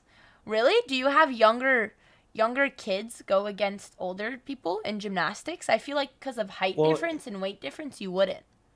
Well, all the winners in gymnastics is like 15-year-olds and 14-year-olds. But they're competing against other fellow younger people, right? Well, I mean, but they're beating the older people, right? Yeah, Because to be they're in the more top. kind of. Well, I mean, but because, like, I don't know. Figure skating. I mean, yeah, you could say that a lot of, like, for example, the Olympic medalists who are winning, they're all a lot younger, but all those people in that competition, you don't see anyone like with like a 10, 15 year age gap, which is very common in chess tournaments. Thanks, Shamark. Rook C8, Alex has played. Tier 2! Thank you so much for the tier 2. I didn't notice that. Also, thanks for the bits. A moment of lovely. Hammer is hammering it. Hammer's a true hammer. Thank you. Okay, you know what? He doesn't need more of an ego boost. Rook C8. So Yeah, I don't like this move. See, I never say it myself because I like it better when Hammer has to be the bad guy, and I let him react to the moves. Yeah, I don't see the point. I mean, you're protecting the bishop, but the bishop was fine already. And if anything, you're kind of abandoning the protection of this pawn, which I feel like maybe that could be important in the future. So I think white is going to play rook b1. And then I'm very curious what Alexandra's plan is, because I don't see the follow-up What on I this rook see c8 move. this type of move is kind of like a waiting/developing move when you're not clear what your plan is, but you know that you're supposed to improve your pieces if you don't know what you do, which technically the files are actually equally closed, but this is slightly more active because of the space. So I feel like she's just trying to improve her pieces, which maybe now she'll take a look at the other rook after. Yeah. Actually, computer said it was the best move. Ha! Really? So, yeah. Maybe to control the square? No. I don't really know why, but I think it's very much based on that she needs to find this plan of moving the rook and using the bishop afterwards. And I think as long as this move, I didn't like it because it's not really doing much. But it's good if she finds the other plan afterwards. Now that I'm thinking about it, maybe it's good because, this pawn is going to, like we were looking, you're just going to give it up if white does go for it. So it's defending the bishop. No, you're not giving it up, actually. So if white now tries to attack the pawn, no, you're just going to move your pawn up. And what this does is that you're kind of having the pieces work together. The rook is controlling b8. The bishop is controlling b7. This pawn is controlling b6. This bishop controlling b5. And the pawn controlling b4. The black pieces are working very well together to kind of minimize the damage of white being allowed to have their rook on this open file, because you're controlling all the squares that rook may be able to use in moving forward. Yeah, Hammer, I keep giving you these quizzes to make sure when I'm saying the worst move that you're on top of your things. And you know what? He's just acing my quizzes, so I'll stop quizzing you now. He's a star student. Because you played queen a5 on purpose, of course. Okay, I knew that one was a free queen. See, actually, of course it's even a better reason it was a quiz. I don't understand chess, Crashud. Clearly a quiz. Well, I had no doubt. Look, there's lots of different skill levels here, which is what makes the stream great. There's GM Hammer, then there's me, amateur, and then there's chat, the noobs. But, we unite over this together. I get my questions answered and my moves are called wrong, and chat can do the same. If you have a question, ask another chatter. They'll answer. Not everyone is noobs, but, But that means you have more to learn. And I actually think it's very wholesome when chat is asking each other questions, because I always see other chatters tag, or even sometimes my dad is answering, or mods. But people actually love helping other people when it comes to this type of commentary, so don't be shy. I'm 800 rated, thank you. It's pretty good. Chat is terrible to answer questions. Depends on who you ask. You know, if it's food stamps, sure. But I've seen some solid answers. Okay, so rook c8. This is the current position, right? Yep. What is the time situation? Alexandra, it's equal on time. It's interesting. The previous game, Alexandra was just in such a bad mood, and she played incredibly quickly. And because she played quickly, she made a huge blunder. And oftentimes, when you're just in a bad mental state, you don't manage to recover from that. But to me, it seems like she really pulled herself together for this game. She's taking her time with the considerations, and she's got a good position. And now she also played the top move of the engine. So I feel like she's doing very well in this game, which is especially impressive considering kind of how the tournament has been a disappointment so far. Queen c5, rook f7, bishop. I'm looking at a line that a chatter said. White did just play rook b1, but why queen c5? It was the only sensible move. Queen. And now I feel like it's going to be very interesting to see Alexandra's next move. This is the moment. This is where Alexandra showcases whether she understands the position or not.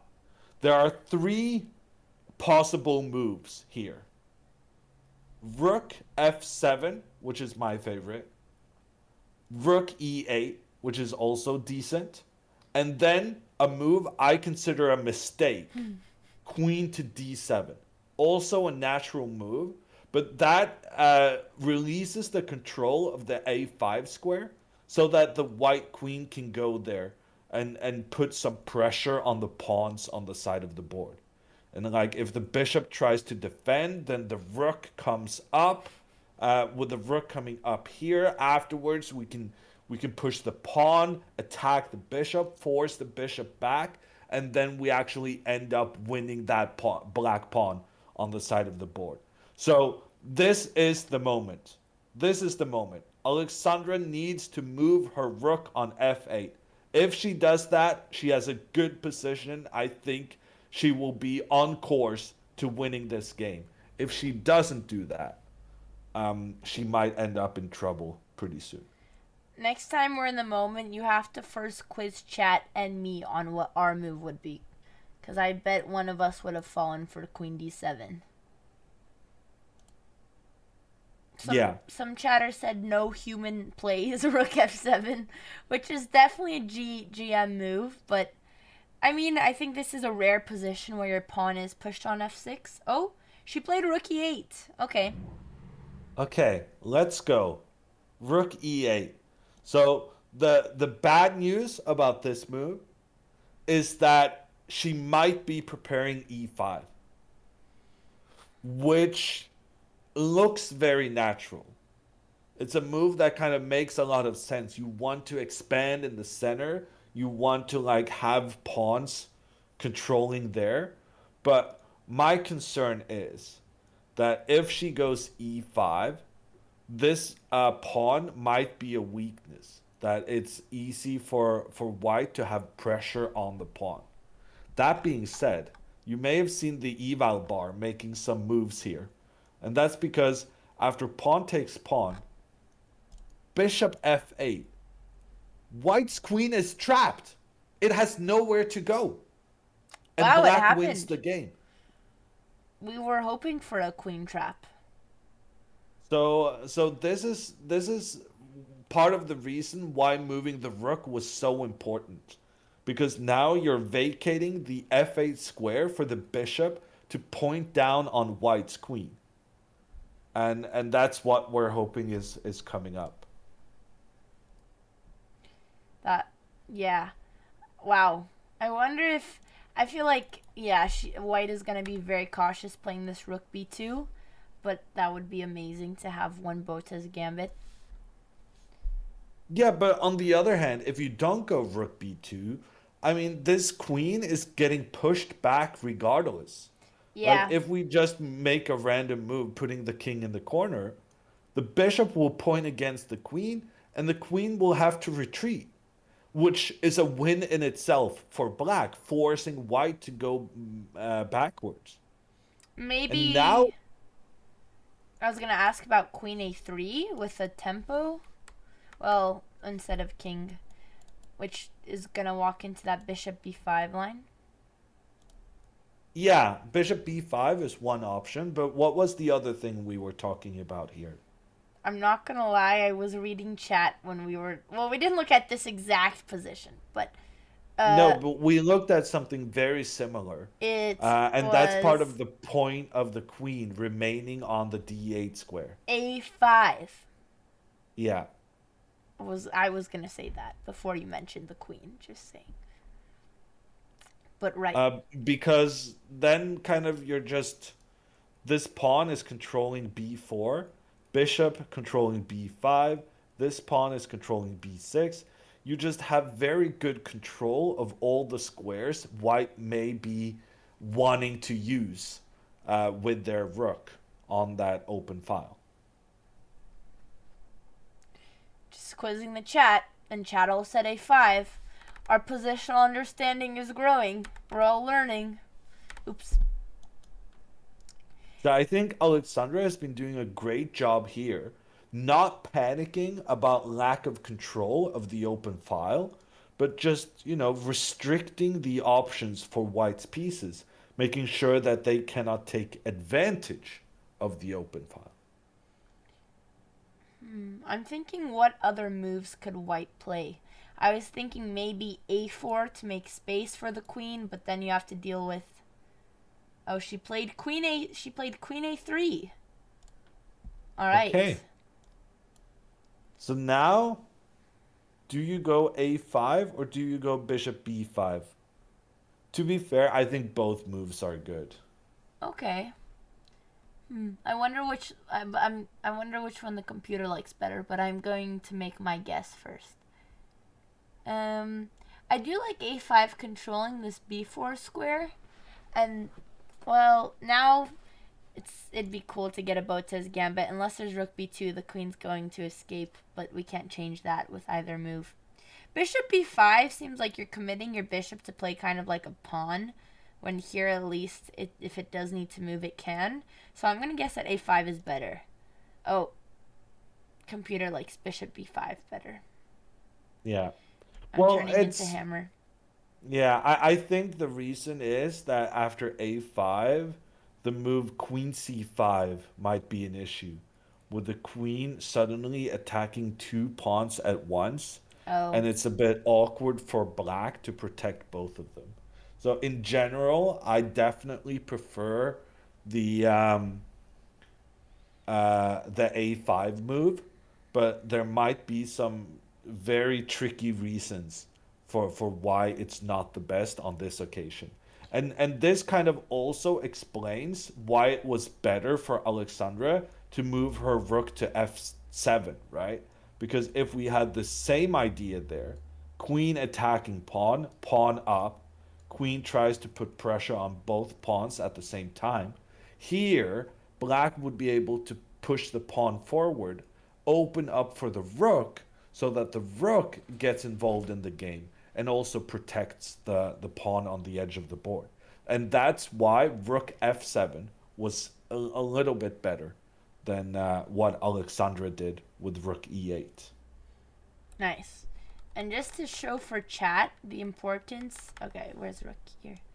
The importance of keeping this b7 square defended. It looks like after this move, you might think, oh, this is like double attack. You're giving one pawn for another, but you're also activating your bishop. But now if we're giving white, as soon as the bishop leaves from the c6, which also another to emphasize how important this file is, even though we've activated the bishop could come back here, this is so weak now, and white's pieces have the pigs on the 7th, so we can't go for any tricks against queen c5. Yeah, that was the best illustration you have done this entire tournament, and you're just spot on. So in that situation, black kind of gets rid of the doubled pawn themselves and kind of gets their bishop in a better position But just it turns out having the bishop in a better position was not good because it allows white to get their rook in a better position. And it's more important to prevent the white rook than it is to activate the black bishop. Chat is proud. I look, Camera's commentary is finally rubbing off. A lot of people are saying it's a backhanded compliment, which I guess in some ways it is. But I'm genuine. Every time they ruin my moment. But I mean, A5. that's also about kind of how I'm bad at saying things. Right? Also, because I would have been happy to make the explanation you made. I'll also add that, like, so far until today, I kind of got more comfortable with commentary, but since I've been commentating with players who are so much higher rated than me, once they say a line, I don't really like to add my own line. I pretty much just have been asking questions and kind of just having them explain stuff for both Chad and I, but now I'm getting more comfortable, so now I feel like I can be the commentator showing lines. So Alex pushed A5 here, which now we're going to see whether she's going to play Queen C5, and then we're going to have to defend this pawn, like Hammer was showing. Yeah, that's the only critical move, and it's a bit of a tricky move to find because it means putting your queen in harm's way. It kind of one of the concerns we have had here for white is that queen might get trapped in the future. And so actively putting that queen into dangerous territory, you're gonna need to psych yourself up a little bit before you dare do such a thing. Before you try to trap the queen? Well, I'm just saying white would be hesitant to make this move because you're scared about the safety of your queen. Got you. Here was the move that you suggested. Was it A6, or you suggested a different defense? Well, I didn't really suggest anything here. I said it was a problem. Oh, I see. Because after A6... And I was saying with the rook on F7, it wouldn't have been a problem. Okay. So we didn't actually look at lines. Because... Oh, I guess maybe the problem is Queen B6, and then you're going to activate this rook, and we can't avoid a trade unless we're losing a pawn. So this is actually very annoying. A6 might be very clever. It might be the only way to keep everything defended. And I would be very concerned on Alexandra's behalf if Queen C5 does happen, because I do feel like the most human reaction to this is your line with Bishop A4. Yeah, which I think Alex will definitely calculate. Alex is very good at spotting out weak squares like B7, and she's very familiar with rooks on the 7th. And otherwise than Bishop A4, there's just no defense, because if you try to defend with your queen, you're hanging the A5 pawn, so she is pretty much forced to push A6. Yeah, I don't know. I think Bishop A4 is just as likely. Yeah, but A6 is a good move. Bishop A4, I think, would be not a blunder, but I don't know. I mean, surprisingly, the eval didn't change much, but to me, it seems like a mistake. Yeah. Well, it's a tricky position. How come A5 first versus Bishop F8? Oh, well, she had pushed A5 in this position. She didn't play Bishop F8. And if we try Bishop F8 now, there's no more trap after Queen takes. Why defend A7 at all? Play E6. If Queen takes, then Rook A8. Okay, chat thinks we could try to trap the Queen. So they want to bait it and open the diagonal. So let's see if that works.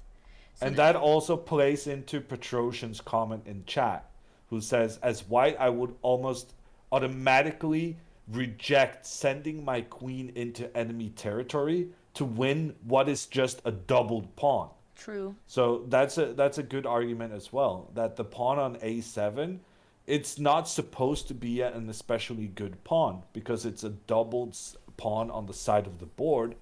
Those pawns are not really known for their strength, but it's very important here to understand the job the a7 pawn was doing. Wait, I was gonna say this part. I was gonna say this. No, I had this prepped up. Oh, sorry. Okay, tell me. I'm gonna say it. Tell me if this is what you were gonna say. Okay. I just got really excited. I felt like I had another moment, and then you started going into it. And now it's not that exciting. But what I was going to say about chat's line, which Hammer already started, so now it doesn't sound so original. But someone here was worried that they trapped the queen, because after rook a8, they said the queen goes back to c5, the bishop here. But exactly, the role of the pawn was, okay, that's like a blunder, but the role of the pawn was to defend this b6 square. So now, since this pawn is missing, if white calculates far ahead enough and realizing that they're removing the defender of the b6 square, actually this is a great trade because now you're provoking the black queen to come bring your rook into the game, and they're gonna have to play something like queen d7, and it's hard to attack this queen. Is that what you're gonna say or no? Yeah, pretty much. You can say it in your words, but I got really excited about talking about b6, and I wanted to show you that I was a good commentator. Yeah, well done. I stole your thunder there. Well, I actually stole yours, but go ahead. Pretty sure you were talking and I interjected because I wanted to include a chat message. That's true, actually. And if I had not interjected, you would have managed to get the point. So it's okay. I forgive you, Hammer. Thank you. So Queen C1 was played, and that is big news for Alexandra because she has done so well defending her queen side that white is just giving up on doing anything on that side of the board. And that means now it's time for the opposite side of the board. It's time for G5. Which, once again, I will be surprised if Alex plays it. Because it is very hard instinctual to play this. Hammer explains it very simply. If I remember properly, I think it's just to limit these pieces here. But I don't think she's going to play G5. Putting the pawns on black, it looks hard. Remember when she made this... can you give me an adjective that kind of means dumb but nicer? When creative. She played this creative move, pawn to h6, clearly the idea of that move was to push further forward with the pawns on that side. So I feel like she has that idea in her head, and she might go through with it, and she wants to attack this king, and pushing those pawns forward is the way to do it. So if you do go for this plan, now all the light squares have been opened up. Would there be any queen maneuver where you want... I mean, this is not going in front of your pawns, but I feel like black would want to make use of those light squares with one of these pieces. Not the bishop, because you need old b7, so it has to be the queen. Well, actually, I kind of showed you the plan I liked earlier in this game. Because I want to go king f7. Oh, I missed it. Rook g8, bishop back, and then queen up, and then push the pawn. And the pawn is now supported by the rook and the queen. We go into the attack. We open up here. The white king is in trouble. I think you showed this when I used the bathroom or something. But yes, this makes sense. So, yeah, this is the kind of play I would like to see now. Just go on the attack. And some people in chat are saying e5 is strong now. And that is my concern. Like, it's pretty natural for black to go e5 here now. And I'm just not sure whether I like that as an idea. Because after takes, yes, black has these pawns up in the middle of the board. But after something like e4, trying to kind of counter the control in the middle. And if black now captures this pawn, then black has doubled isolated pawns on the side. Now they also have isolated pawn on c4, a pawn that cannot be protected by other pawns. You have isolated doubled pawns in the middle as well. And your king only has 2 pawns to defend it. In addition, the knight is coming here and recapturing the pawn you lost or sacrificed on the previous move. This is the sort of transformation that would be very, very nice for white. I think white is close to much better if this happens. Of course, it's unlikely, but it's the kind of thing that could happen if you're too aggressive with your pawns. What I like about these 2 black pawns is that they perfectly restrict the white bishop. The bishop on h2 is actually not doing anything as long as there are no black pieces to attack on this diagonal. But if you push the pawn forward, you're creating a target for the bishop. And in order for that target to remain there, white pushes the pawn forward so that the black pawn cannot move forward. And here, this black pawn on e5 is a big problem. Number one, because it's isolated, cannot be defended by other pawns. It's blocking black's bishop. The bishop is unable to kind of show its full potential because the pawn is standing in its way. And if we continue the line, queen up, knight takes in the center, then now also this bishop is contributing more than earlier because at least now it's putting pressure on one of black's pawns. Now, Dad was saying that he doesn't think e5 is an instinct for Alex here, going back before Hammer showed us this line, but Dad actually said he thinks she'll go a4, which I read from the chat. It's also the computer move, but you didn't mention a4, and it's actually a very interesting plan because it's bringing in the queen to a5. Maybe actually that's not the right use of it, but that would be a way to target this pawn and force the queen to defend. But what do you think about a4?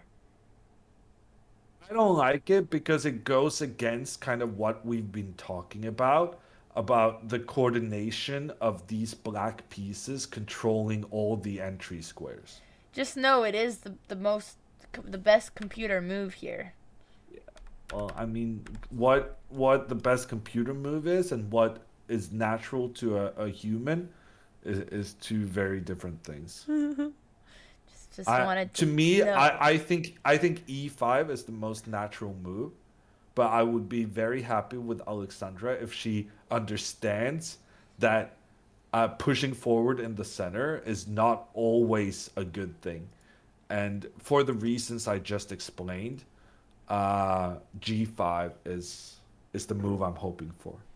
There's 16 moves to keep the advantage. Lol, are we talking about a4 cutie jelly? Sounds robophobic. What do computers know anyway?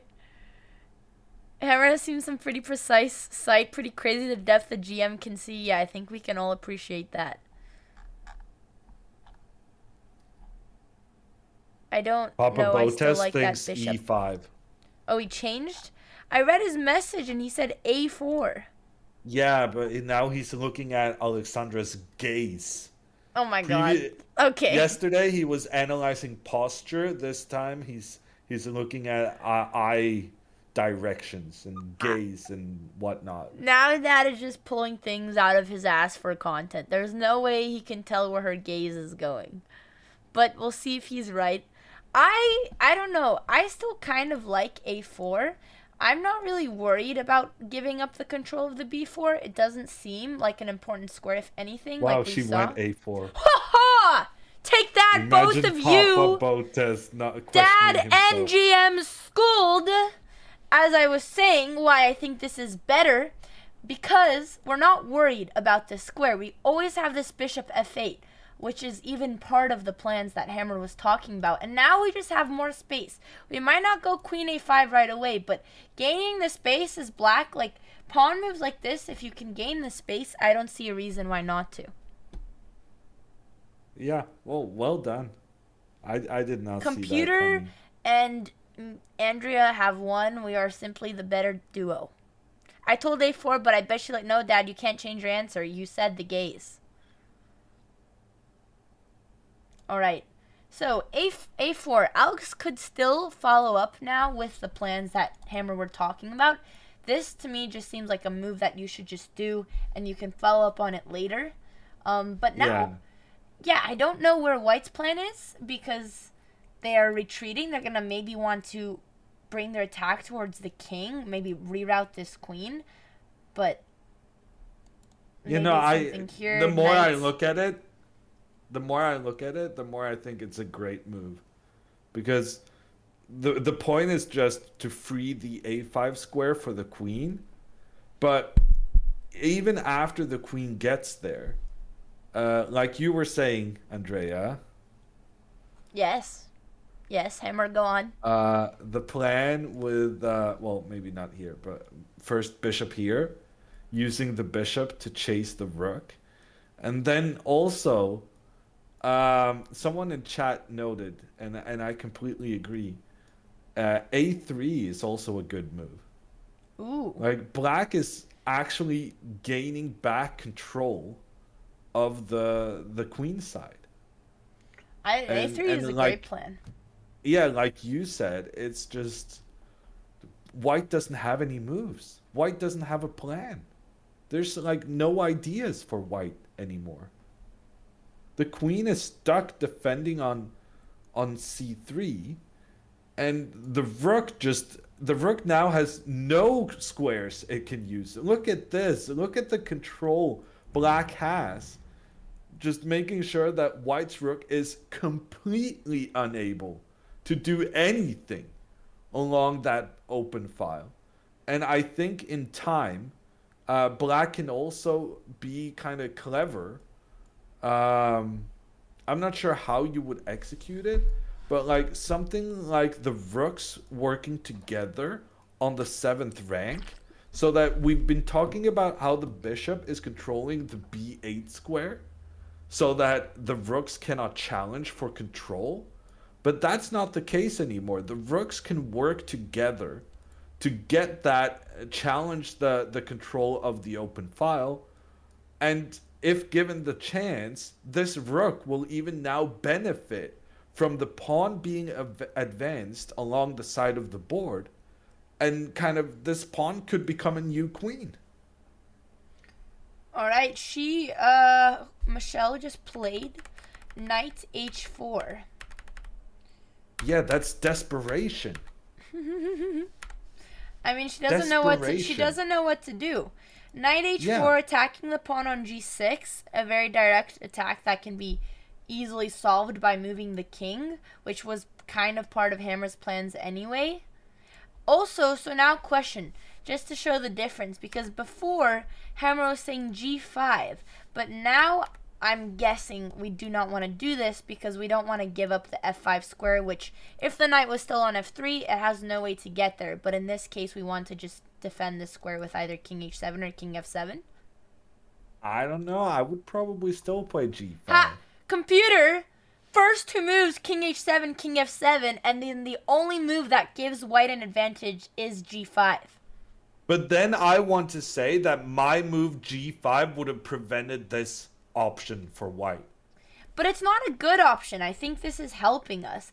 I think after moving the king, this knight is just on the side, and it's even a better incentive to bring the attack to the other side. I think we ditch your entire plan, Hammer. We forget about pushing these pawns, and we're playing on the other side. Okay, but let me say this.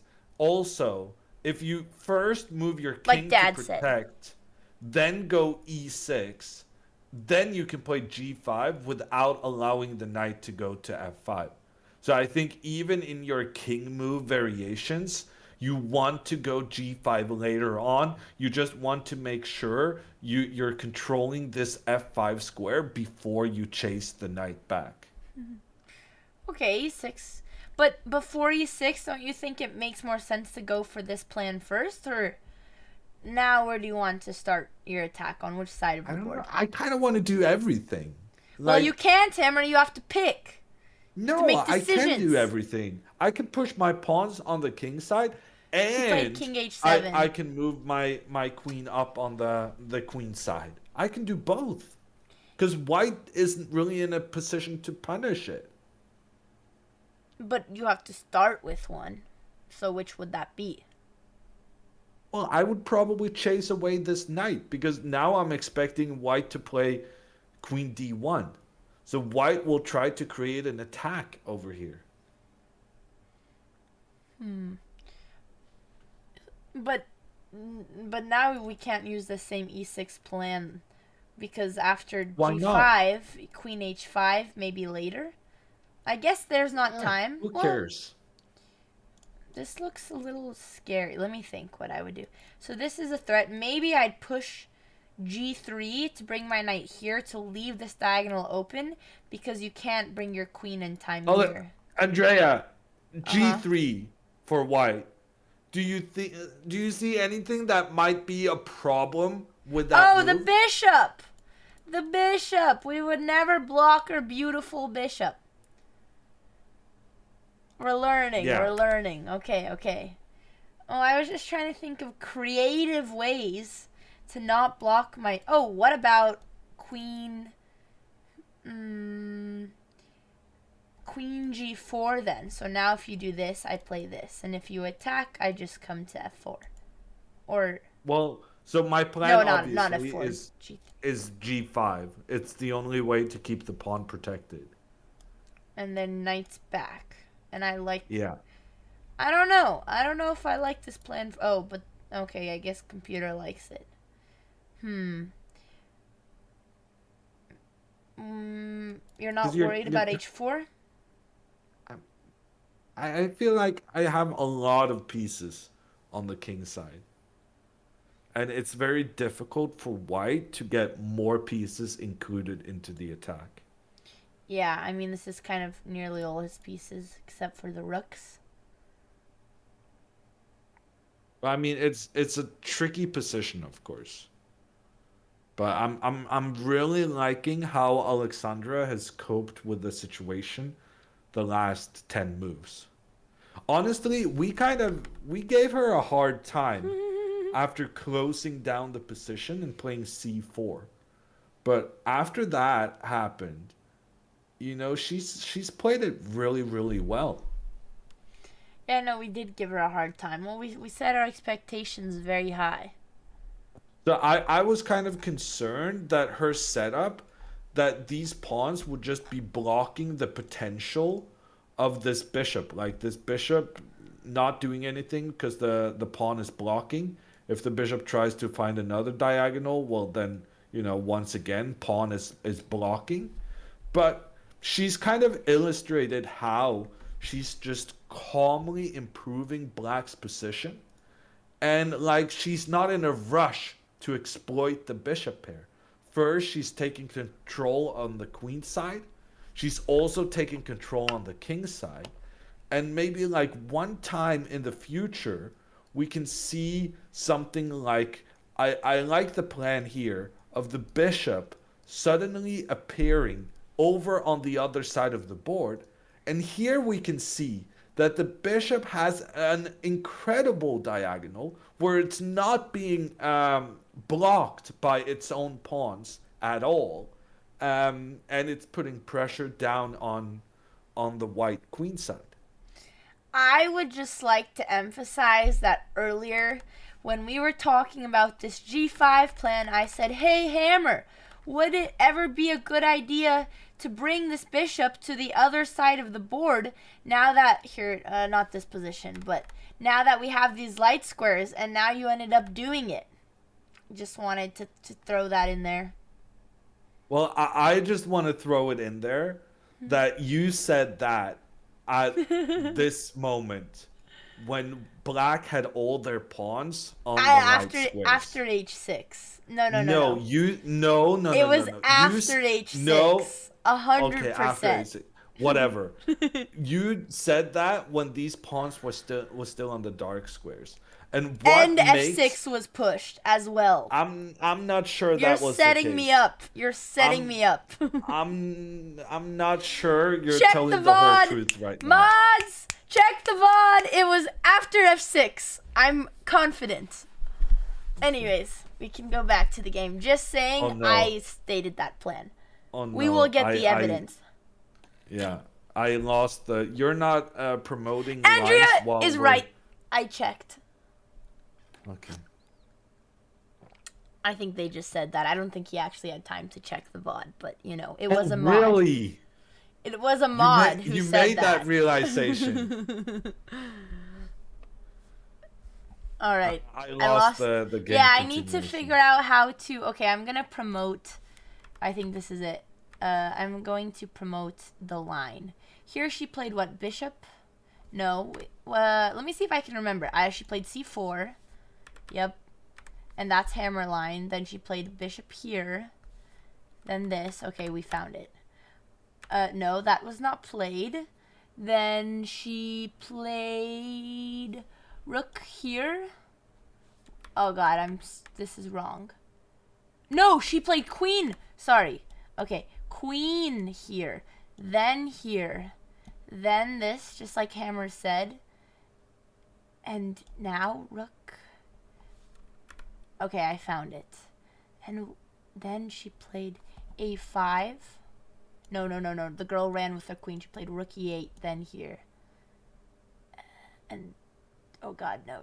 And then a5. Oh no. And then queen c1. Yeah. Okay. We're on the right track now.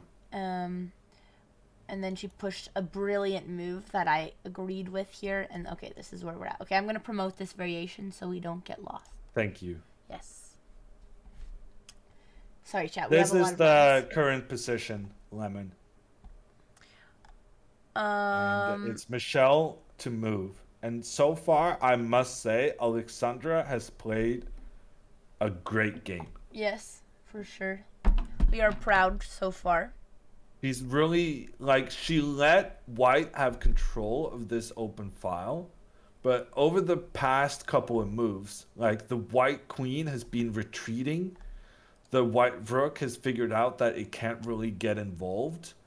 The Knight is trying to start an attack on the other side of the board, but there's nothing really here. There's not enough white pieces to contribute to make this attack dangerous.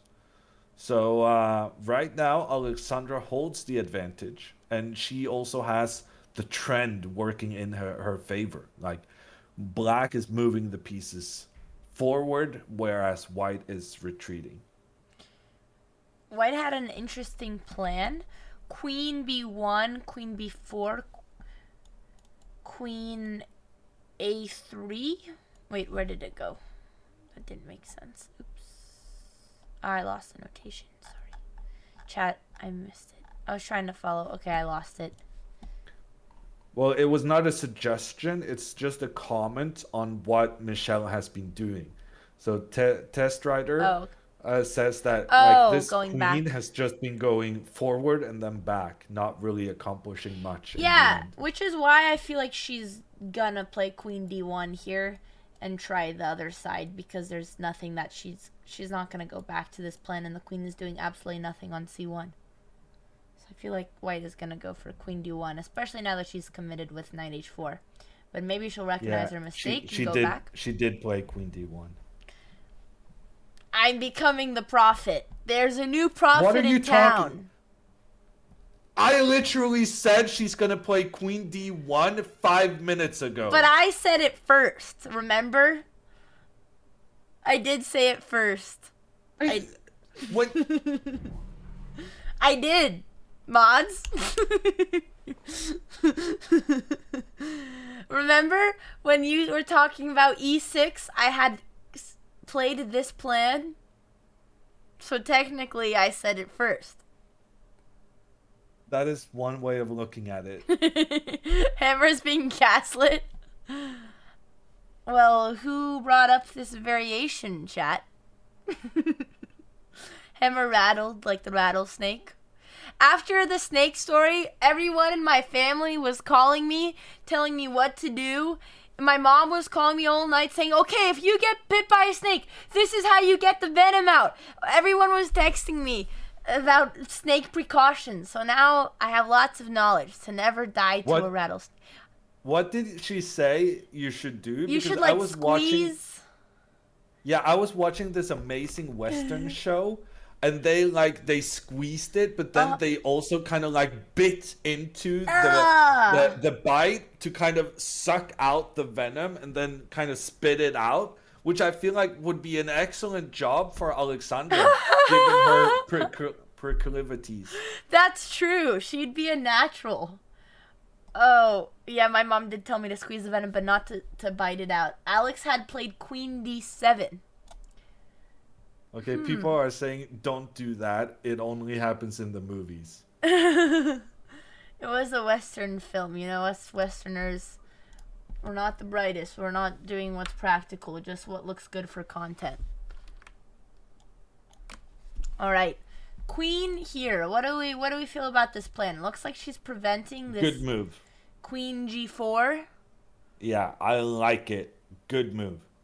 And she played it pretty quickly. She's very confident right now. I like the time pressure she's putting her opponent under. Hammer loves everything about America. Well, I do like American TV shows. That's one of your strongest contributions to the world.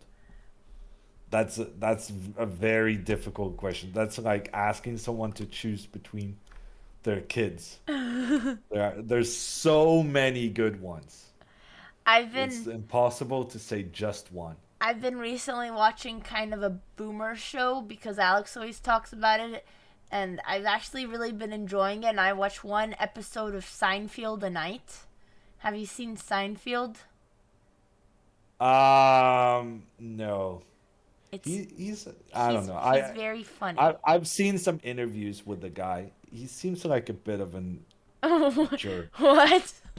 Why is everyone? Why is everyone questioning it? Well, they're not happy with your pronunciation. How is it pronounced? Seinfeld? Seinfeld? Is there not? Yeah. Is there an I? Isn't there an I? No. Oh, I always thought there was an I. Oh. Well, I've really been enjoying Seinfeld. It's a good show before bed. Lighthearted comedy. Oh, Dad sent a link. Better watch Carlson bluffing 100K on a poker hand. I'm not going to ask what rabbit hole you fell down the internet, Dad, but all right, until Alex... It was 100K chips, not monies. It was a tournament. Oh no, we lost Hammer. We got to bring Hammer Cam back. Oop, there he is. Okay. This is Magnus playing in the Norwegian Poker Championship last week. Oh, yeah. I didn't know he's been playing poker. Magnus Carlsen bluffs with raising 100,000. What? Halvorsen, han ble norgesmester I freeball. Yeah, but he had a really good cards though. Should we skip towards the end? Do you want me to do the play-by-play? Hammer here with the aces. I'm not sure what position he has. It's an early strike. Early race under the gun from Carlsen. He races to 2.2 times the big blind. No, wait. I can share my screen. It's a pretty short race. Oh yeah, and also I'm commentating it on the delay.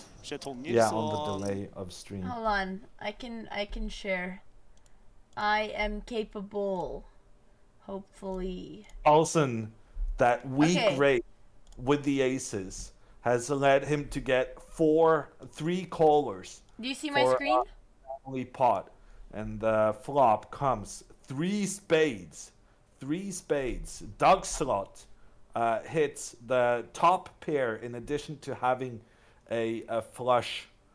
Okay, I'm gonna pause. Og her flopper han noe toppar Oh, også. you want the Er best Norwegian Nei, commentary? han er ikke best akkurat. No. For, Carlsen I har jo shared my pocket screen S, with you men on Daxlot Discord. har også et flushdrag som Oh, riktignok yeah, ikke okay. er høyt, men Okay, det er so det eneste far. flushdraget der. Ingen av de andre har Okay, so everyone svar cannot på hear the hånda. commentary. I'm just hearing Tricky it. for Carlsen å Oh. leverere noe mot Oh, I see. spillere, men han teller opp et C-bet. Har det 31 000. Okay, I'm gonna skip to the end because this is too long. Etter at han So- hadde sjekket Okay, det so I videre, think mulighet Magnus til å lagt bet inn, the flop, blokkbet, and og then se the her, other guy Daxlot, hit han his gjør flush nettopp det. Dette on hvor mye the er det? turn, 30 000, ja. and Magnus makes. So here on Hvis the det for river, eksempel motspilleren at, it's a blocker bet from Duckslot. He makes like a small bet into a big pot, so that if Magnus wants to bluff, Magnus has to make a big bet to kind of counter this small bet from the other guy. 30,000 is a small bet? Yeah, 30,000 was a small bet. It was 30,000 into a pot of 150,000. Okay. Wow. And then Magnus, he knows he's beat, but I think Magnus understood that the other guy had a pretty weak flush.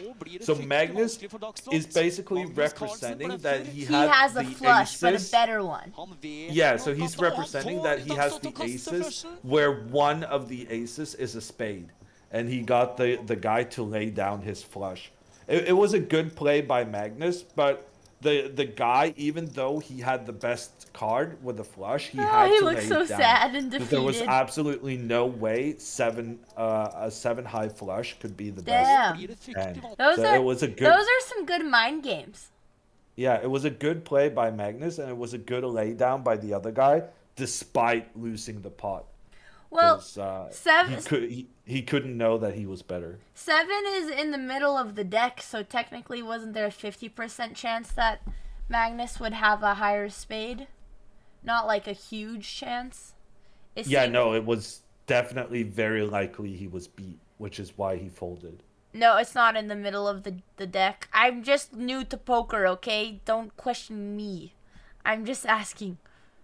I'm still learning what jack number is in the deck of cards. I don't play card games. Much lower than 50. I guess since the top one is a king and a king is a 12. For some reason, I thought it goes, right? Queen swap in the game, people are saying. Okay, back to the chess. Forget the poker. So Papa Botez is really into No. poker, huh? 13! Okay, well, I was close. See, 14 was close. Dad loves poker. I didn't know he was watching... Oh, let me stop this. I didn't know he was watching Magnus's poker games instead of Alex's chess games. Well, it was an old hand, but it got people were posting it on Reddit and stuff. Oh, I see. Because it was Magnus.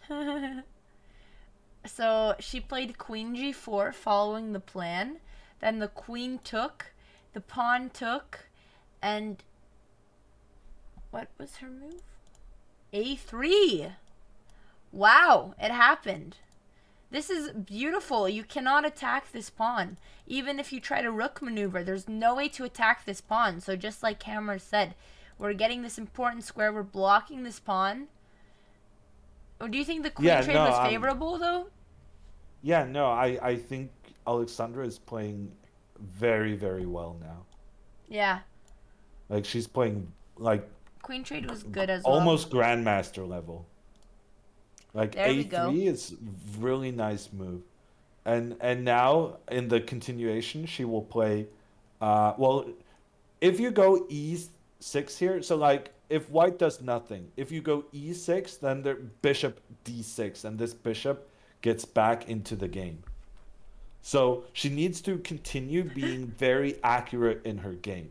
She needs to play bishop F8 so that this bishop comes ahead of time to kind of take control of the diagonal.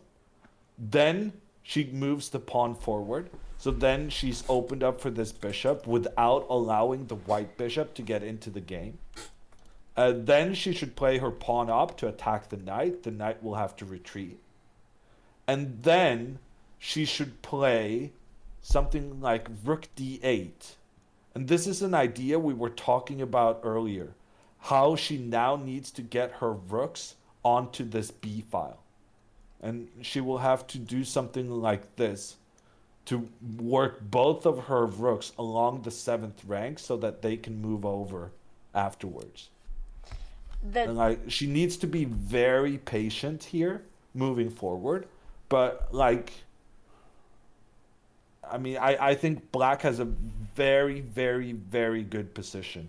And if she continues to play as well as she has done so far, and if she continues to play with like very good patience in her game, like not rushing her plans, but taking her time, making sure to prevent every kind of positive move for white, this definitely should be a win, and it should be one of the nicest wins she's ever had. Because right now, this is like, so far, you could put this game in a textbook on kind of patience and how to kind of allow white to take control with this open file on the B file, and then how you just patiently kind of prevent the opponent in being able to use that file, and now cautiously trying to get control yourself, trying to get your rooks over here. Yeah, this is what my dad would always tell me, to play like a snake, which is what she's doing, slowly limiting her opponent like a snake, you know, suffocating their prey, like what could have happened to me yesterday, which is what this pawn move is doing here, then slowly bringing all her pieces and taking away all the space like you showed on the B file. Yeah, but now you were not accurate, right? So Why? You have to do it in a very, very specific sequence of events. If you go G5, you allow the knight to move forward. Okay, you know what I meant. That. I wasn't making my arrows in consecutive If you go order. E6, you allow the bishop to get into D6. Okay. So you need to be very specific. Okay, like the snake, we're going to say it again. And then here, and then here. This is the snake. I was using a couple of arrows as general examples, but you're right, Hammer. I should never miss a move. I will be extremely specific next time. Schooled again. The arbiter messaged me, and he said, "Are you watching poker? Question. Mark, feed looks good here, period." I don't think he was happy that we looked away from the game. He thinks that we thought the feed was down, but he doesn't know that we were just bored of waiting. But I'm not going to admit. I'm just going to say, oh, thanks. He was nervous the camera shut down. He was like, why are they leaving the game? He is sweet that he's watching this stream. I was very confused this morning because he was explaining to me that his phone, he said, "Could your team find a faster, more reliable way to contact my cell? When Alex texts, I get it immediately and can hear the vibrations, but text from this phone number does not always cause my phone to vibrate." And I was really confused because I'm like, well, I mean, do you have her contact as favorited, but my phone should be alerting your text the same as any other number. And I really didn't know, I couldn't find a solution for that. And then he said, okay, I'll try to add you as a special person, smiley face. But I was confused how he doesn't get alerts from my text, but from Alex's phone. But he's been very helpful, so appreciation to John out in Canada. He's been helping us and checking on the feed. And he added me as special person.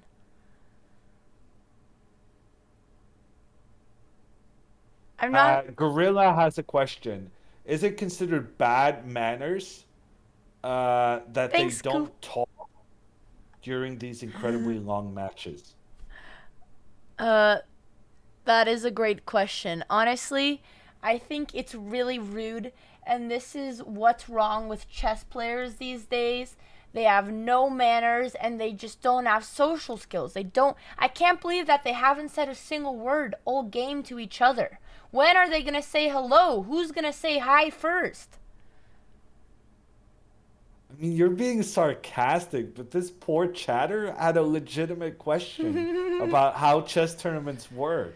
and instead you're just flaming them. This is why everyone thinks we're nerds, man. One of these girls have to say hi soon. We are honestly not even here to watch the game. We're just waiting for who's gonna start the conversation. Who knows how many hours? Might even be once the game is over that the first word will be spoken. So much for the Botez sisters promoting chess, huh? I think first one of them has to establish eye contact. I think right now they're really shy because Alex is like, I need more friends, but this little girl is kind of dodging the eye contact. And the little girl is like, this big lady is scaring me. So they're both dodging each other, but as soon as they break and they make eye contact, I think there will be conversation. All right, we got to move. F4. Yeah. It's a big decision. Big decision from blocking White. That bishop. Yeah. She's basically saying, I don't want to just sit here and suffer. I want to make something happen. See, this is why the snake strategy works, because your opponent gets impatient. Yeah. No, but like, legitimately. I know. That's what I mean by the snake strategy. Yeah. But I'm curious what the best course of action is for Alexandra now. Well, now I kind of like e6. Preventing. Well, it doesn't really prevent f5. No matter what black does, white is going to go f5 next move. So the question is, what is the best kind of way to be ready for white moving that pawn further forward? And the reason I like this move e6 is that I think the trades here would be favorable for black, because this pawn may become a target for the black pieces. Okay, I have a crazy question. And also here is knight, but maybe you could attack this. But my question is, what if you play g5, forcing the knight here, which I know you said first you want to push this e6, but if you force the knight, then you play bishop f8, and now you have this e6 threat, and the knight is also blocking the f5, so we kind of get to play our plan, and white doesn't want to take here, of course, because that would ruin their pawn structure. Yeah, I think this looks sensible for black too. I wonder what computer likes better. Computer likes e6 a little bit more. Interesting. I wonder what the difference is between the two. So back to your line. e6, here. Right, this was your line, or did you take? You took. Well, I took, but maybe that was inaccurate. I mean, taking seems like why not, because you're opening up your rook. Yeah, that's So, what I was thinking. I like it. I was kind of curious about knight g6. Of course, it's alarming for white because the knight has nowhere to go. But it's going to take white a lot of time to get the bishop here. So maybe before they get the bishop here, as soon as you move no. Maybe even give that pawn and push. I'm not sure. But knight g6 is an interesting idea, which would be different if you pushed g5 right away. We wouldn't allow this. Yeah. Say. Well, bishop d7 looks. Attacking the pawn. Yeah. Isn't g4 something that's helping your Then opponent? I guess bishop d6 is the idea, but it doesn't look convincing, if you ask me. Bishop d6 right now? Instead of g4? Well, if g4, then h5. Oh, right. Yeah, losing the pawn. Okay. Okay, apparently computer didn't like that, but it looked pretty convincing for black, if you ask me. I guess after h5, you have rook b7. That's the problem. Every time you move this bishop, the rook now is ready to come into the heart of black's position. So Right. like I kind of dismissed this knight g6 move because I thought, well, you're just kind of landing yourself in trouble. But maybe that's the kind of desperate measures that White is resigned to in this moment. Because if you don't do anything extraordinary, you're just gonna get grinded down by Black slowly improving the placement of their pieces. E6 was played. Okay, so she liked the hammer line. I think Alexandra is playing very well. Yeah, I do like. What is this thing? I thought Alexandra was like a tricky tactical attacking player, and she kind of. There's been multiple occasions where Alexandra doesn't really trust herself to play good kind of just improving moves, and instead tries to attack the opponent's king in situations where such an attack is not warranted.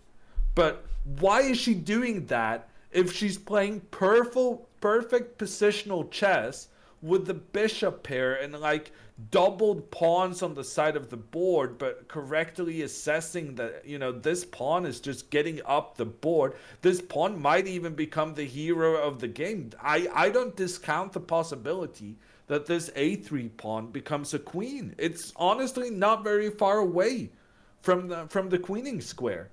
So to me, like, Alexandra has played an excellent game, but it makes me wonder why she's not comfortable playing like positional chess, slowly improving her pieces normally, because this just has been a very convincing display of putting your pieces in better position than your opponent.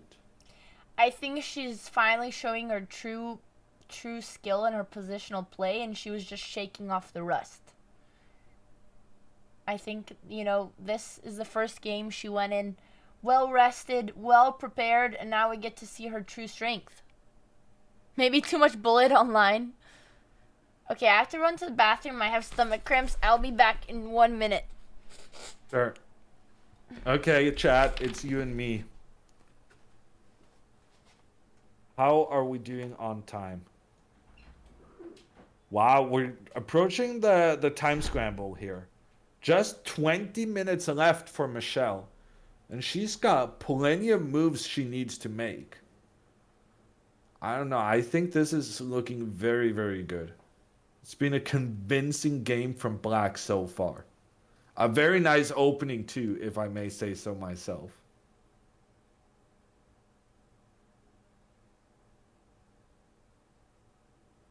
Did Alexandra win yesterday?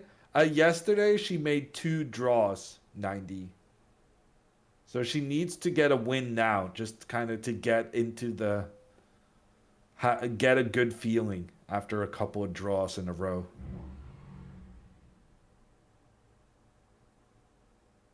Has Alexandra won a single game? Yeah. She's won 1 game, and then there was 1 game she lost, and there's been 3 draws.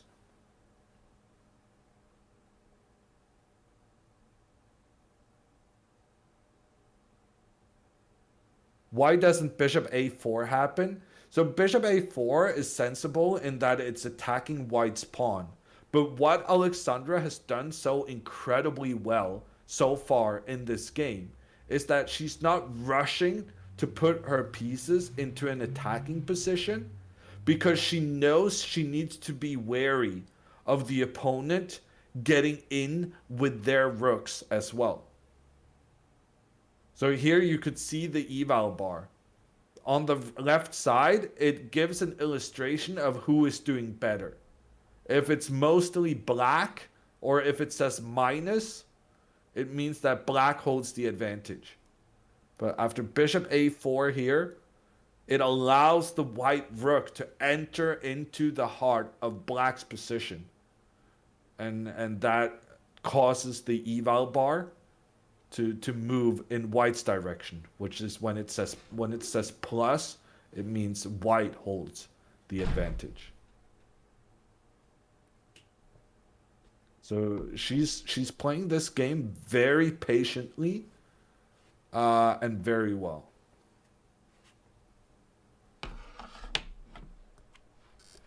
Gremlin sounds.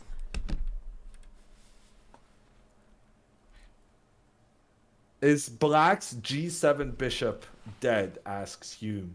No, this bishop is going to be a very important part of Alexandra's strategy moving forward. This bishop will reroute itself, go down a square, and then it's going to be helping the pawn, helping the control over here on the queen side. And in particular, it will be very useful that it prevents the white bishop from getting in to attack the black pawn. So this bishop, it has a role, and it's doing a good job. Andrea, what are you going to do with Miko tomorrow? Gerber, how did you know? I'm very excited. He announced it. Oh, Yuna did? He tweeted. Yeah. Oh, what was in her tweet? Let me pull it up. She's making you a VTuber. Oh, okay. So chat does know. Yeah. Oh my. So as you guys know, Code Miko, my roommate, she has one of the most advanced VTubing, where it doesn't compare to any others because it's full body. And she wants to do something. She's building her Mikoverse, and I'm her first streamer that she's bringing in, and she has created me a VTuber. Oh, F5 was pushed, as we expected. Had to be pushed here. She created me my own model. Sorry, Hammer. Do you want me to let you commentate? No. It's just that you had the wrong position. Oh. Thank you. There we go. And I saw it last night, and it's crazy how similar it looks. It's still a demo, but I'm really excited. I'm also going to be vlogging tomorrow because I was thinking making a YouTube video on it. And calling it like which we have already titled it, but I want to try again, like becoming a VTuber for a day, maybe for the second channel. So I'm really excited. We're gonna be on her stream tomorrow morning before the commentary. But it looked so good, like it was insane. I'm very excited. Yeah, there will be 2 Andreas, but that's tomorrow. But it's on Yuna's channel, right? Yeah, not on our channel. Yeah, because it might be coinciding with it will if Alexandra's game goes along, it's going to be a double feature. Yeah, it'll be around 11. And her game's at 7. Yeah, so Alexandra's game is probably done then. But yeah. You never know. But if it is coinciding, chat, you better have 2 tabs there open, okay? Can you explain what is VTuber for us boomers? No worries, Shankly Gates. I'm trying to think how okay, I'll explain it in my own words. I don't know the actual definition, but it's just a 3D model of a person. I just think virtual avatar. It's like all those anime girls. What is the actual definition, though? VTuber definition. A person that streams or uploads videos using an anime avatar, following their movements in real time. So yeah, 3D model of a person. Streaming with an avatar, but it's extremely realistic, and her VTubing is the most advanced because right now all the ones only have it about face recognition, but hers is full body, which is why she wears the full mocap suit, which is what we were testing last night. She was getting my measurements and everything. Yeah, it doesn't have to be a person, you're right. Which is going to be insane because once the Mikoverse is built, like, it is way more accurate than you know, Facebook's new metaverse, because they don't have that full body feature. So once she's able to build it, it'll be the most advanced. But I have a question. Uh-huh. Like, when it's not only that she has the avatar to kind of represent herself, in addition to being a VTuber, she's also kind of doing role play, right? Yep. Because she's pretending to be someone else through the avatar. Yeah, which is why we were talking, like, her job is so hard because she has to do the art and the tech and the content. So yeah, she's also planning like interviews right now. I think she has one today. She's also playing a character, which when she releases new VTube characters, she slightly changes the persona. So, and she's literally building these people. So yeah, Code Miko is doing a lot of things. Yeah, do all VTubers kind of do the separate persona kind of thing, or do some of them kind of just use the avatar as a representation of themselves? Most, from what I was watching an interview, it was Anthony's channel, and he was interviewing a bunch of different VTubers for a day, and what I noticed, all of those did have personas, which is kind of one of the cool features of being able to have a VTube, because you get to be someone else, you create a whole new identity. So a lot of times for content they do, but then again, there's a lot of streamers that we don't know who they are in person. Code Miko is one who, she does do technician streams, but a lot of VTubers don't share their real identity, so we don't actually know. But from what I've seen, a lot of it is a different persona, which is, you know, the intrigue in it. Okay, so Alexandra, so F5, that was going to happen regardless, precisely because what Andrea was saying, right? You would never put this pawn to block the bishop, so that pawn was never going to stay there. It was always going to move one step forward.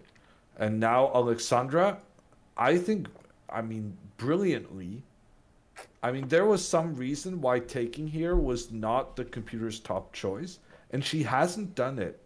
She has used her pawn to attack the knight. And now the big question is, will the knight dare move forward?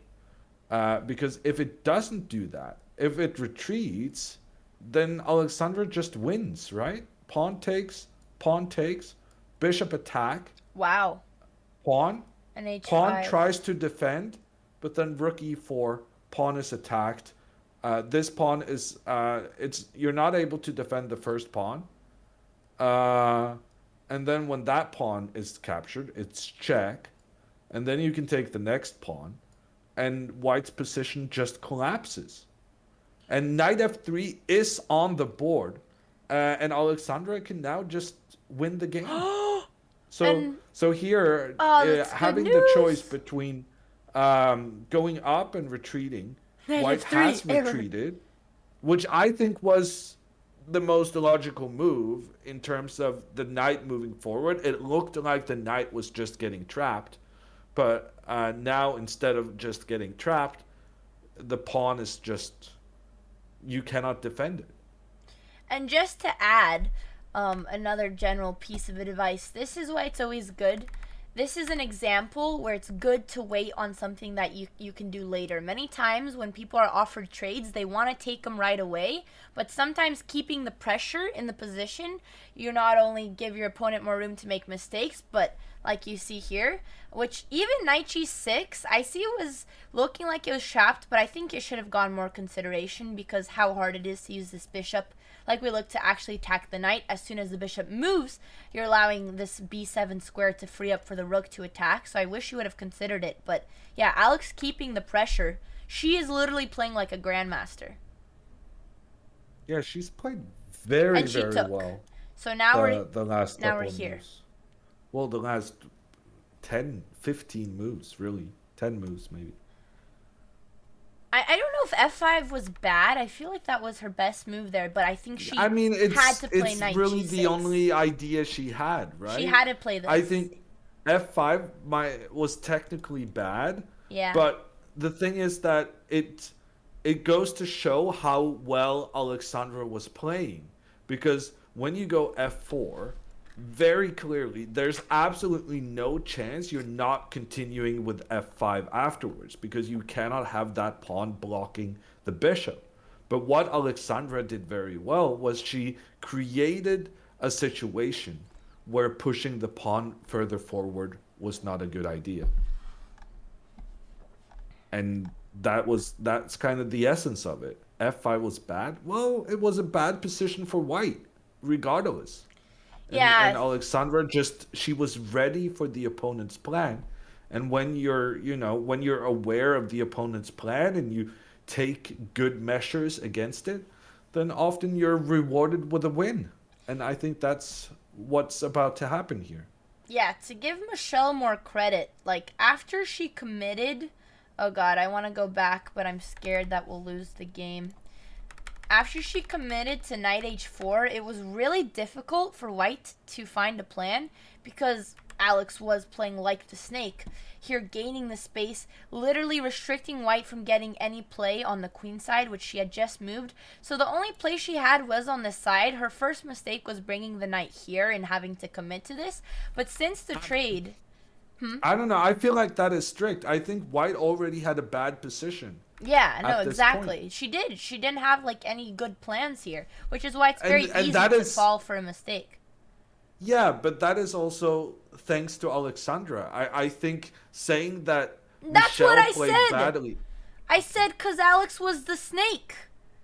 That's what the snake meant. I'm sorry if I didn't understand what that meant. I said because a result of Alex being the giant juicy rattlesnake, shaking her rattle, taking all the squares, playing flawless GM chess, Michelle is left. The little prey, the little mousey doesn't know where to run. The queen has tried her best on this side, but the mousey is retreating to the hole, okay? And now she tries one more thing and gets engulfed by the snake. That is exactly what I was saying. I understood the GM chess part, but the rest of it was a bit unclear to me. It's just because you don't have as many real life experiences as I do with snakes. So this is, and she was just baited into this. And the snake comes taking more space, slithering in, stealing its oxygen, more space, forcing little mousey to think, ooh, a little piece of cheese. And it runs into the open space. Oh shit, why is King F1 played? Okay, here's, what was her move? F4. This is where we are. This is where the mousey gets confident, takes the peanut butter, takes the bait. And the snake waits. We don't take it just yet. She plays one more move. And now the snake is coming for the mouse. Nemo! No, the mouse falls for the peanut butter, not the snake, which is actually fact. If you're trying to catch a mouse, peanut butter is a good try. That's the snake, what came for the mouse. All right, you guys get the analogy. Hi, Nemo. Thank you so much for the raid of 640 viewers. Really appreciate it. Hope you had a good stream. I was just sharing my life experience from the other day where I nearly died to one of the most deadliest snakes, top 10 deadliest snakes in the world. In case you didn't know, I'm a survivor. I think it said in America. America is the world, Hammer. There's nothing outside of America. You just live in space. I don't even know where you're from. My country is the only country. It's in fact a continent.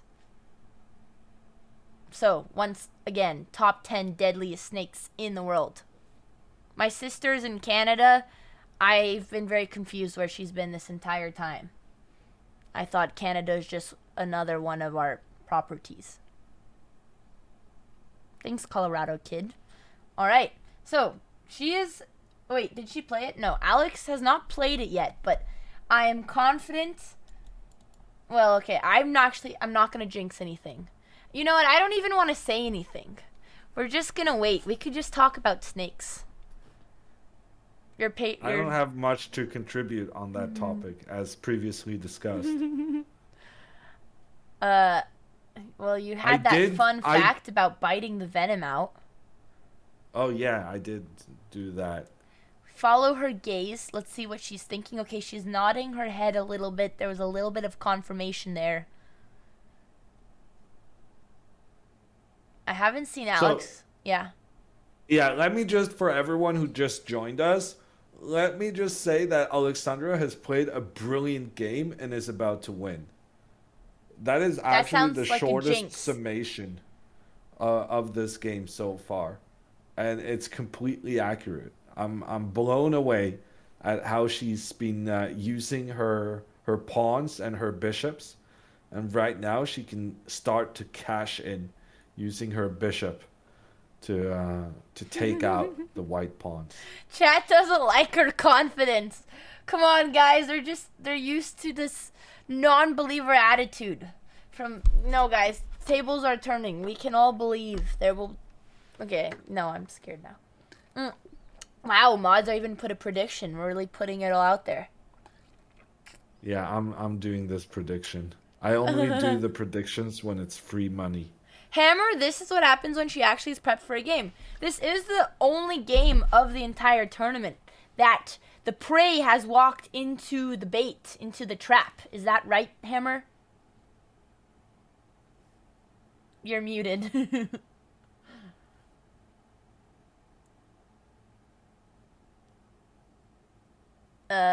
You're still muted, Hammer. I think Hammer is so focused on his gambling on the prediction that he just forgot about the commentary. Thank you, Maypriel, for the I just don't remember 50,000. which 5,000. key I have the mute button on. I thought it was M, but it wasn't. Maybe it's V. Thank you, Maypriel, for the 5,000 bits. Really appreciate it. He still didn't answer my question, but that's okay. It wasn't What was your important question? I was saying this is the first game of the tournament that the prey has walked into the trap, has taken the bait that we set out for them. Oh yeah. Well, I did answer, metaphor. but I was muted. Yeah. Yeah. So it's the first game where we have prepared more than 4 moves. Yes. Yes, which means the prey has walked into the trap and taken the bait. But in my defense, it's very difficult to predict what Thanks, Benko. 12-year-olds do in the opening because they basically haven't played that many chess games because they're so young. See, that has been part of our problem. See, from my life experience, I can actually translate this in terms that everyone in the chat can understand. The younger prey is less predictable, which is why when I was catching the smaller mouse, I could not succeed because it was so small, it kept escaping the crevices. However, the big mice did walk into my traps because they're greedy and they're hungry and they're a little bit chubbier than the smaller ones, and they did fall into the mouse traps. However, I did not catch the baby mouse. Thank you for all the subs. Thank you, Z-Spin with the Prime. Thank you, Carton Denied for subscribing. Is the whole fix not yet? Thank you, ING H5 was played. It should be fine. I think we're still going to win the pawn. I don't think you can stop this. It's slightly not as strong because the other way was a really beautiful way to activate the rook. And if not, you just take it right away and, like Hammer said, attack this pawn. But still winning it, but we didn't need to prevent this because we had the rook. Yeah. Yeah, I like Hammer's... Well, I have nothing more to add. No. I love it because I can hear in your voice. There's always like, yeah, okay. And then there's also the yeah, and there's like a slight higher pitch in the end of the yeah, which means Hammer is content. I'm translating the Norwegian language. I'm not sure that's Norwegian, but sure. I'm just trying to make it easier for us Americans to understand you guys. You know, I just learned that there's other countries other than us. Yeah. So what could she do here? I guess bishop d6, right? Ooh, right. Wow. This pawn is kind of looking like a vulnerable mouse. You can't defend it. He's trapped. But I don't know if you care that much though. Like bishop d7, it still looks good, no? Bishop d7. Yeah, I mean, because okay. What's happening now is that some pawns are disappearing off the board. Oh, she played king and f2. That's why you keep hold of the bishop pair for such a long time. Look at how Alexandra's bishop here, it has been blocked by her own pawn for such a long time. But she still held on to it because she knew that some point in the future, that bishop may have a nice potential as more pawns are exchanged off the board. And that's precisely what's happening now. And like in time now, this bishop will come and like attack here. You know, you will push forward, things will happen, and these bishops are just so strong pointing in towards the white position. Okay, so Michelle, she played king f2. Chat is reporting. Yep. trying to defend this pawn. But do nothing to defend the pawn on f5. So surely now Alexandra will go after it. I'm trying to figure out if this bishop maneuver is even worth winning the pawn as white, because maybe now black could just defend the 6th rank, and your bishop doesn't really have many squares, and there's also the threat of like a rook a6 pinning it. So I don't even think it's good for her to try to get another pawn. Yeah, I think the idea is that if bishop d7 now, she's hoping to go rook b7 and get that rook up into the attack. Right. And after we lose this pawn, defend with the... Oh, that's a pin. Never mind. Do you have to play rook a8? Oh, or we could take here. Well, honestly, I don't really know if I care about this pawn. So like you're saying, I can just continue capturing pawns. And if white captures on the side of the board here, well, losing that pawn, we would rather have the pawn. But on the other hand, after it's lost, it means that black can now use this file to put pressure down on white's position. Ooh. And yeah, Alexandra isn't even up a pawn, and yet the computer engine says that her position is just devastating. That's a testament to the power of the bishops in this situation. Yeah, just to emphasize that, white can't defend it because, like Hammer said, the bishops, you can't stop the bishop from coming to b2, trapping the bait once again, and the pawn has nowhere to go. Maybe they could try knight e1, but even after coming back... Well, you even have bishop b3. Ooh.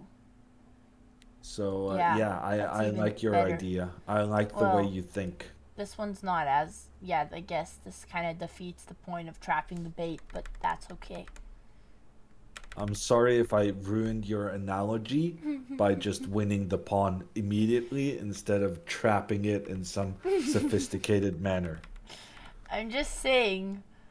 Okay, let's say maybe like... You know what, let's just not put anything on the board just so I could show... I'm just saying this is a much sexier way to take the pawn. Yeah. And as always, chess players are the only ones who refer to moves or positions being sexy. I learned that from my sister. She taught me that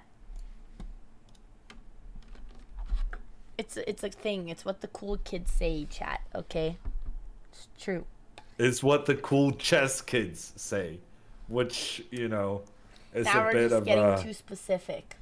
Well, I'm just saying cool chess kid is there's a specific word for things that don't really align. Right? Well, for me to be a chess kid, I'd have to actually be an active player in tournaments, which I'm not. So I'm just a cool kid. Or maybe a retired chess player.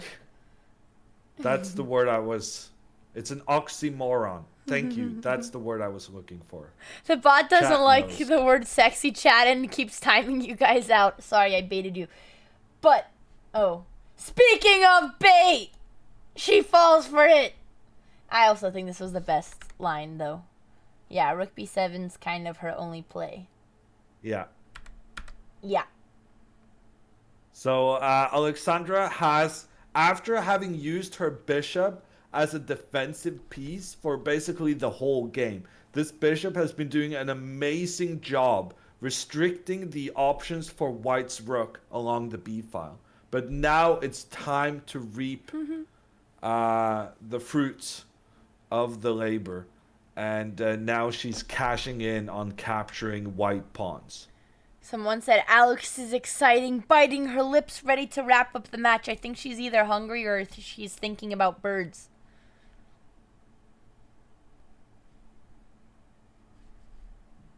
Is there a good chance for Alex to win this, chat? Hammer, what would you say her odds are? I mean, if she continues playing the way she has so far, it's 100%. Like, she's played so well. That is some very confident coach. I don't see her messing it up if she continues in that vein. However, like, we have seen some massive mistakes being made previously in this tournament, but that has been when she's very low on time or when she's poorly focused. And right now, looking at that camera from Kingston, Canada, that is some laser focus going on. She doesn't want to spoil this at all. So I'm remaining confident.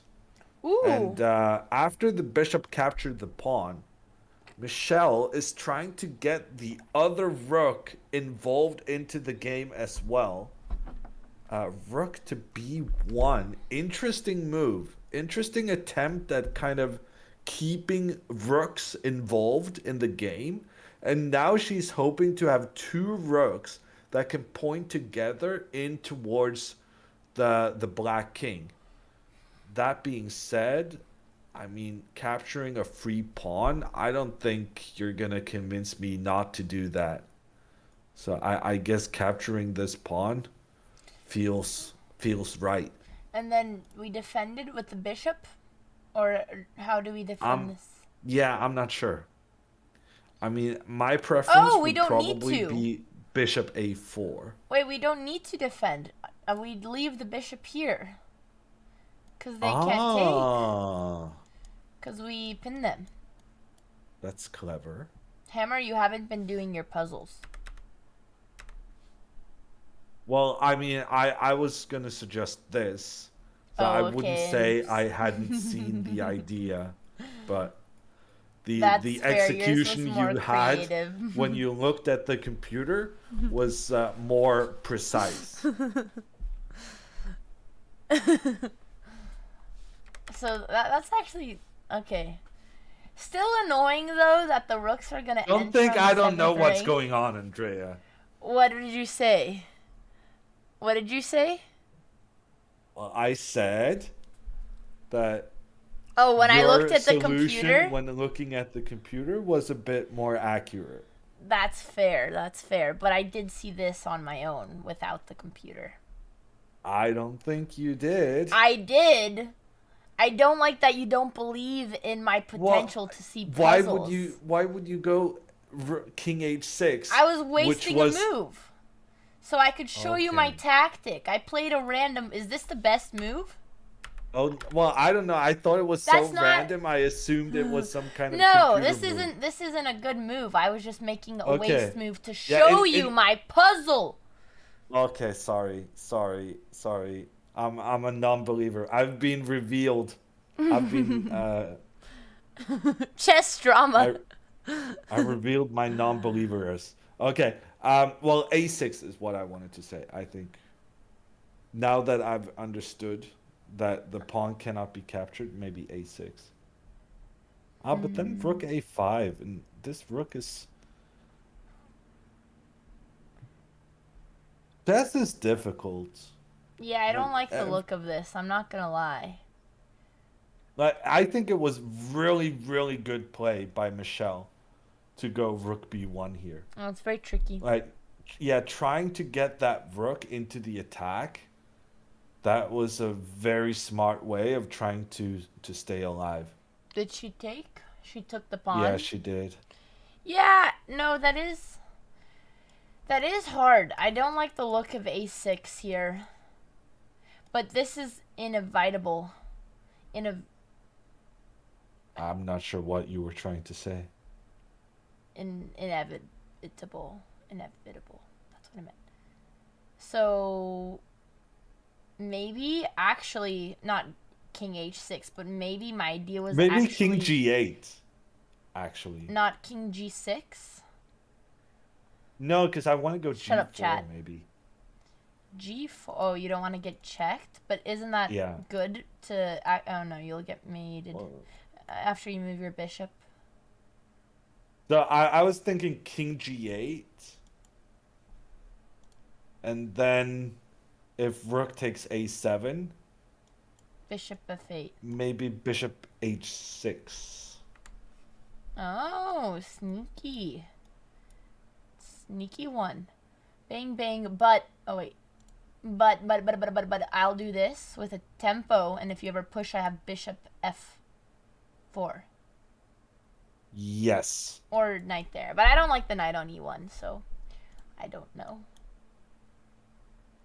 Well, I just noticed that the computer is not moving away from a big black advantage. So I'm guessing what I suggested was actually pretty good. But I agree with you. It's not clear how it's good for black after knight e1. Because Alexandra is not going to be up a pawn. Right now, if you go to the position right this moment, Alexandra is up 2 pawns. But that's a... Well, yeah, one more back. But she played rook b5. Yeah, but she didn't go king g8. Oh, yeah. Yeah, you're right. I missed the king. So right now, Alexandra is up 2 pawns. But both of these black pawns are in trouble. She played my move. King g6.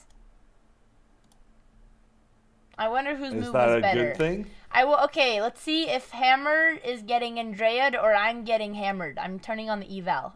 Damn it. King g8 was slightly better. I don't understand why, though.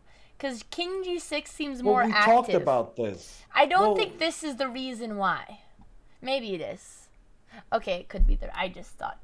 Yeah, maybe it is. Oh, sorry. No, I meant no, this was your thing, right? In this position, not in that one. Okay, so king g6. So she's basically saying, I don't care about these 2 pawns. I'm probably not going to be able to defend them. But I just want to get my king away from the pressure White's rook was exerting along the 7th rank. Ooh, they're speeding up. Okay, she quickly took the pawn. She's taking a7. Did you actually catch a rat with your peanut butter? Show me a photo in Discord or it didn't happen, sir, guys.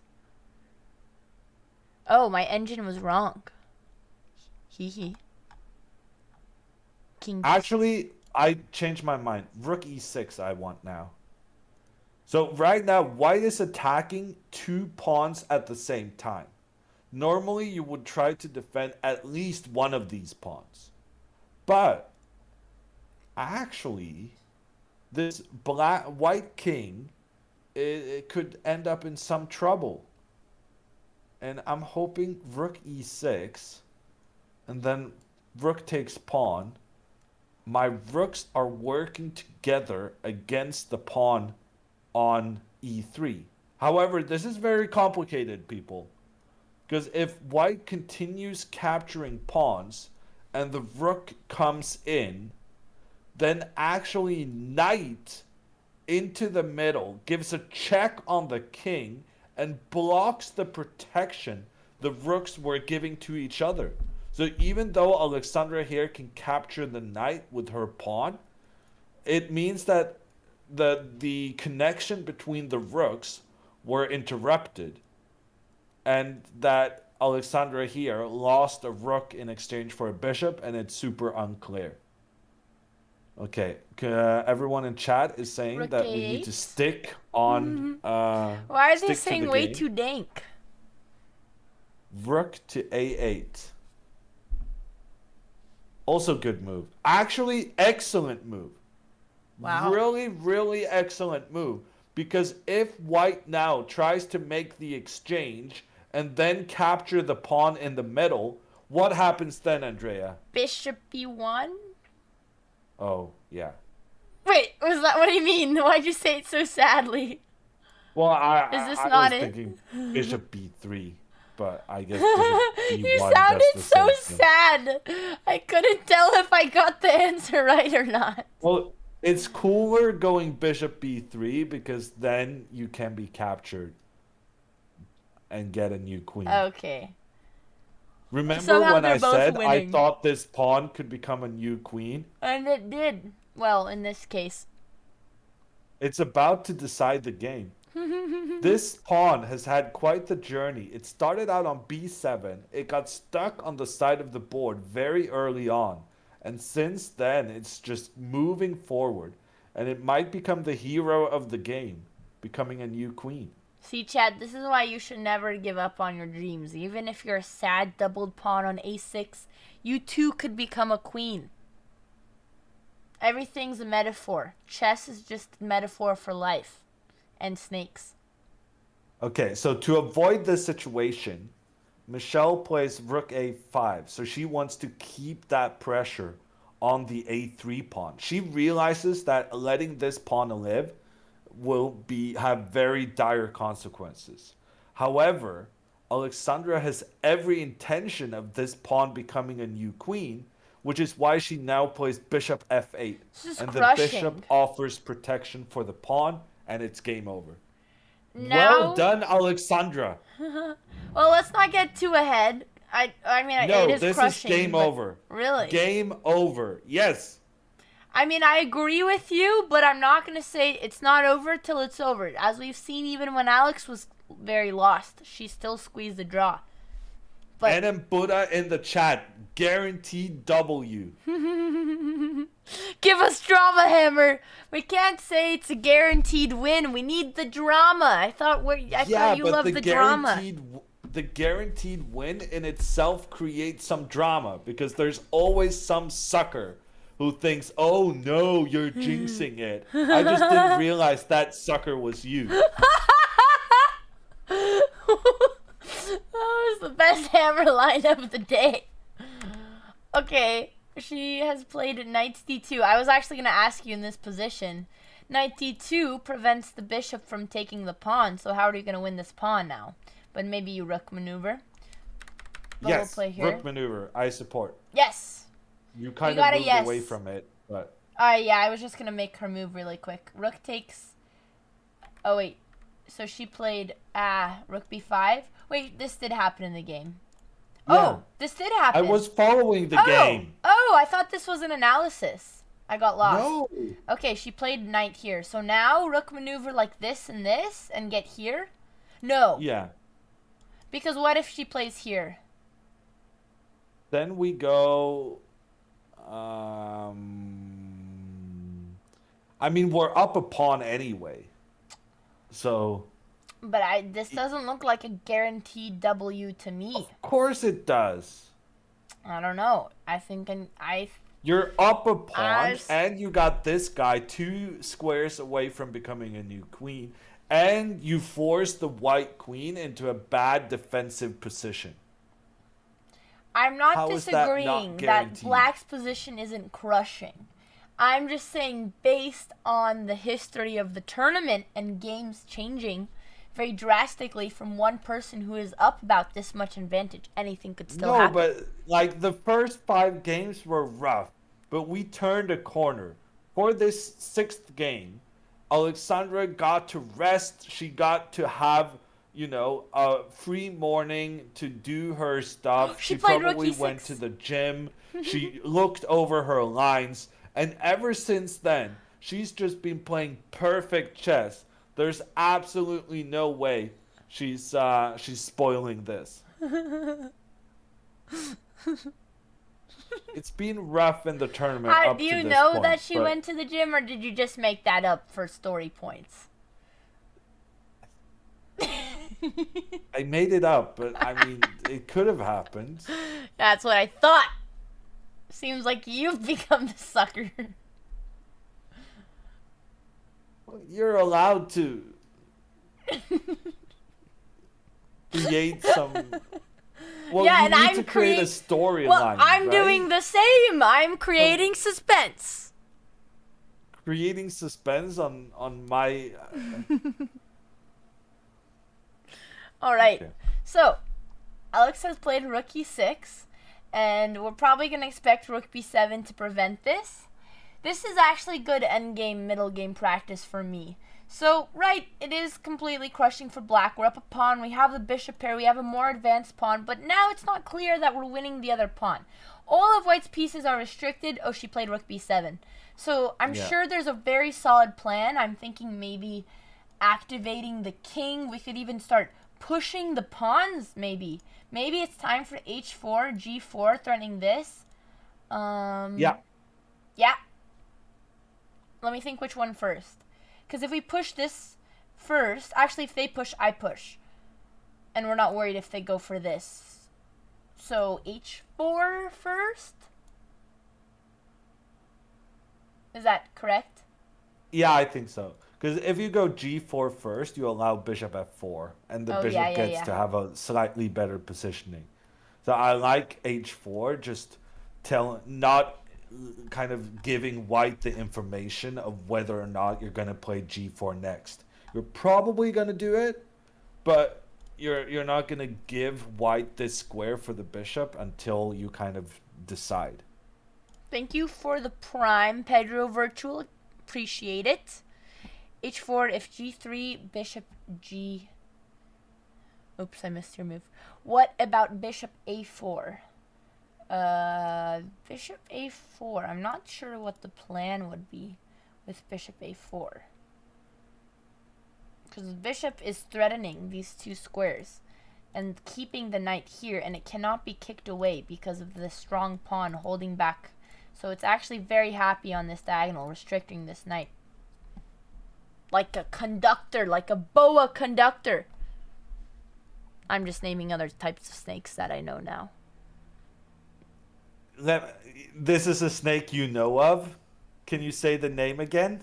Ah, it's a constrictor! Damn it! Ah!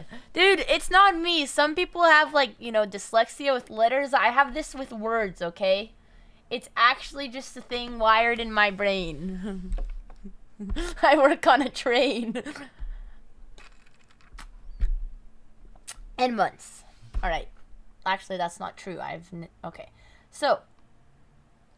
Hammer. The boa conductor, is that the person leading the army of snakes? The flight of the bumblebees? Is there like a classical piece that's about snakes? The flight of the snake? I was imagining more of a snake general, like a big one, you know, like in those movies where they like come out of the box and they like play to the music, and then he has a bunch of little snakes and he is conducting the snakes, like he's the leader. Like more of a snake army. I guess that's a commander. And that's a cobra. All right, Perks, thank you for the 5 gifted. we're not making progress on the snake analogies. Alexandra is still thinking, but she has a great position. 11 minutes left.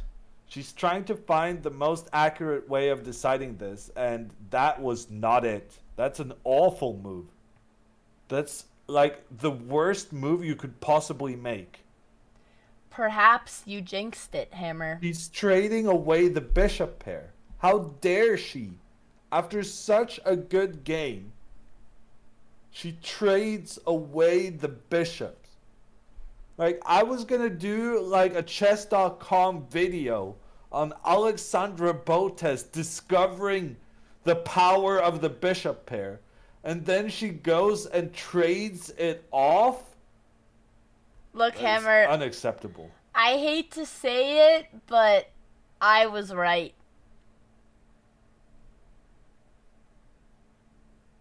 What were you right about?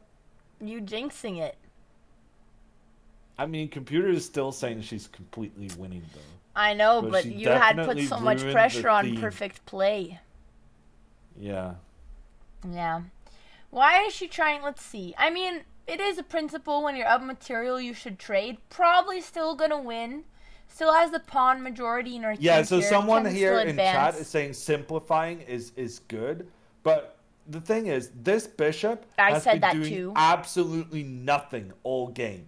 This bishop is doing a very important task of defending the pawn. So simplifying is often a good idea, but it's often a good idea when you're up with like a knight. It's not automatic that simplifying is a good idea when the only advantage you have is just a pawn.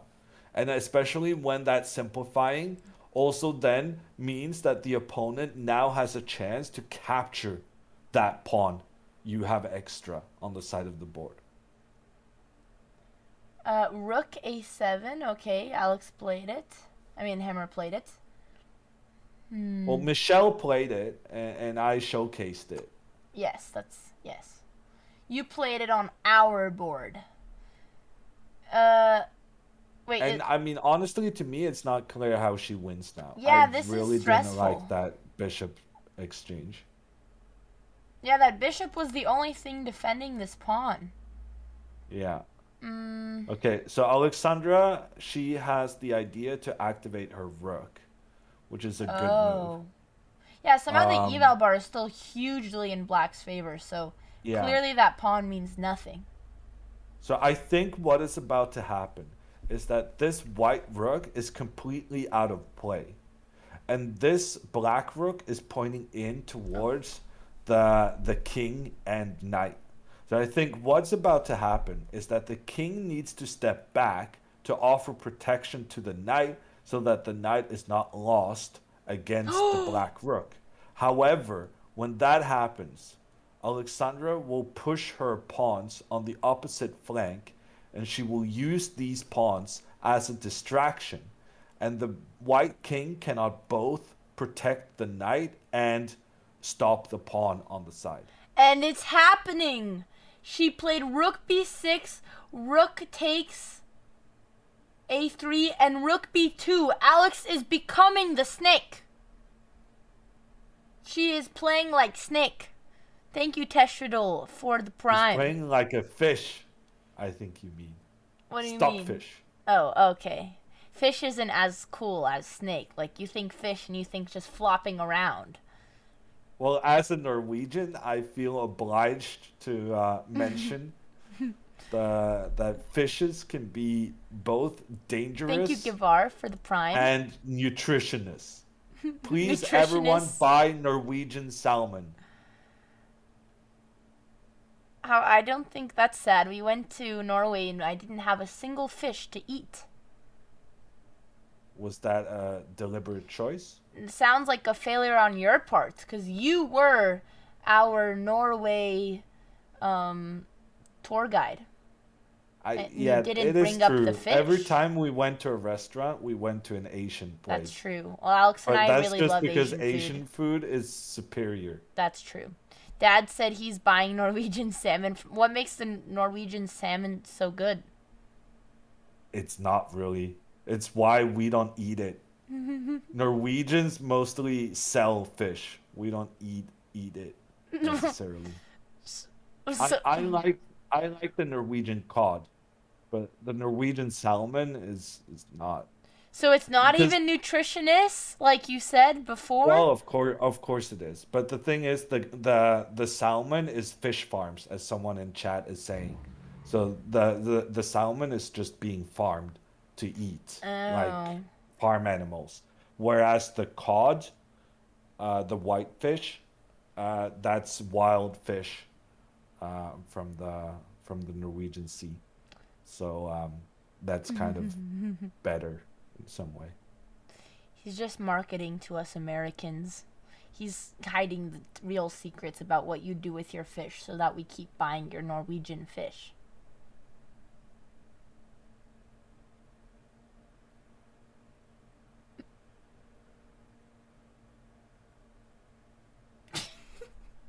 Just like the awkward moments of silence. Oh, I'm just reading chat. Chat seems to be actually pretty familiar with some of the problems of fish farming. Thanks, Gabriels, for subscribing in advance. But on the other hand, chat is also full of Americans. And fish is still better than most of what you guys are eating. We saw the documentary on it. Oh, I didn't know there's a fish one.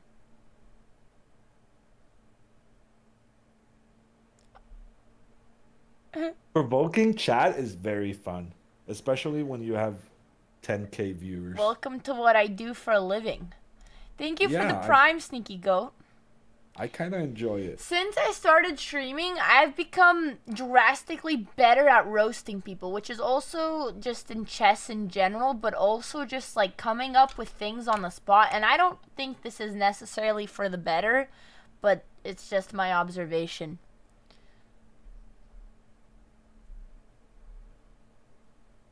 I don't provoke you guys, you provoke me.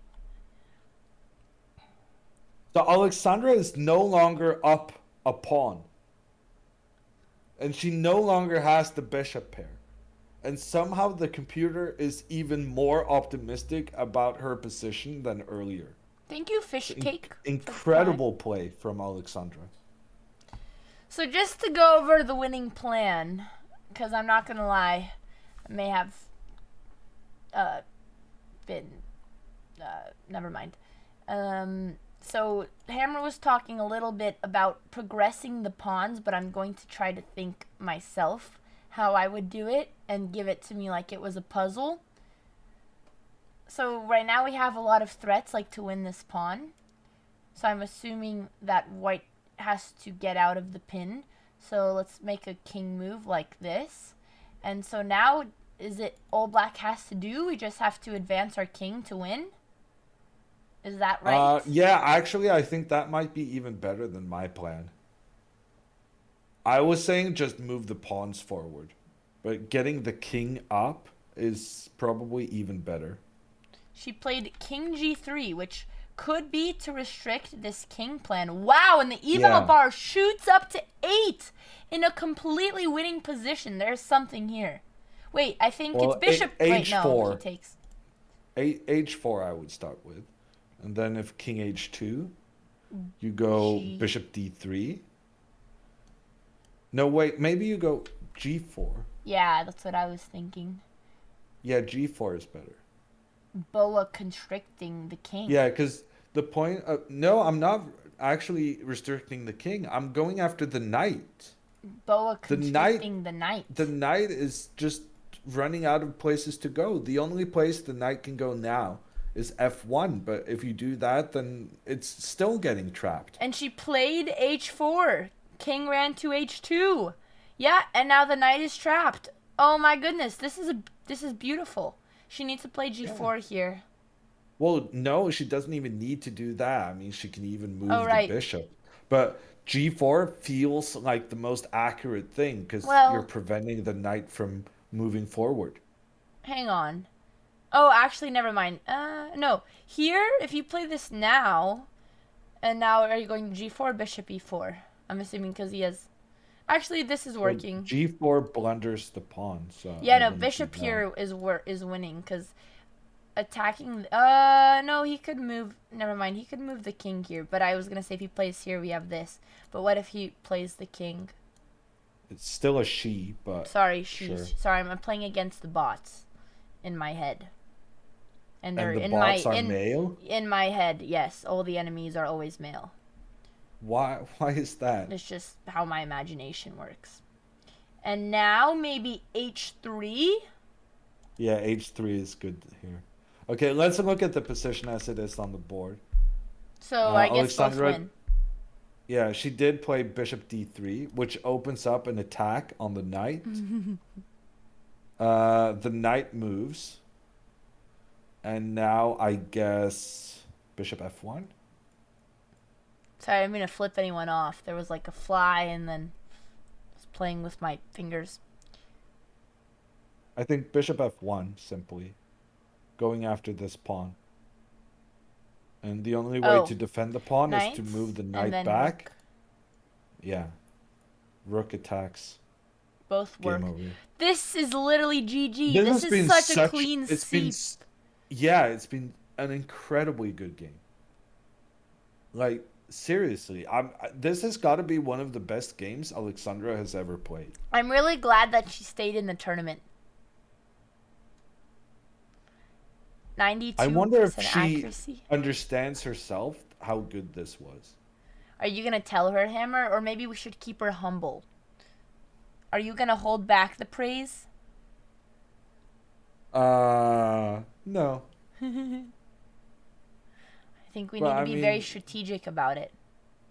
Well, the thing is, I think I can give praise pretty easily because she knows we have had enough interactions previously in our lives for her to know that when I'm praising, I don't sugarcoat things.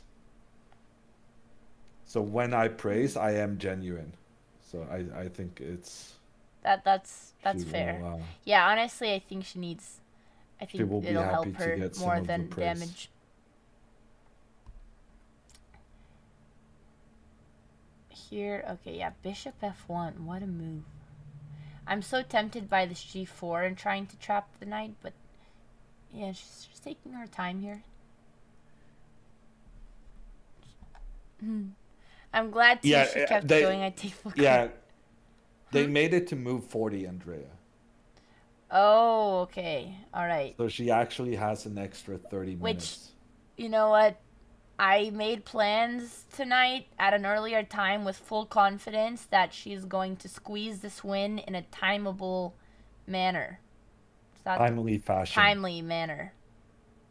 Fashion. Fashion. Are you sure matter doesn't work? Timely manner? That's definitely a I don't know. phrase. I'm going to a comedy show tonight, chat. To laugh at someone else for once. Yes, Bishop F1. Because I'm tired of all of you Let's guys go. laughing at me. Timely fashion is the saying. I swear I've heard of Fanner. I don't know who the comedian is. It's just a random show around here, around town. Isn't this game comedy enough? Not today's. Not today's. Well, it's not comedy at all. It's just good chess. Exactly. I mean, viewers of the channel must be very confused. This isn't the content they subscribe to. That's true. This is why everyone has been waiting for. You know, yeah, I'm very happy for Alex. My pep talk from yesterday proved correct, and I'm very proud. And I'm going to report very proudly. I mean, What? she just played perfectly, right? I mean, no, h6. H6 was a mistake. No, she made one really silly move. Oh, I thought you meant she just made a mistake. I was gonna have a heart attack, actually. Oh, no, no, no, I no. was rethinking all my plans for Yeah. tonight. Okay, Did thank you God. promote this variation? Because I'm going back to the opening. No, I didn't. Let me do it now. Okay.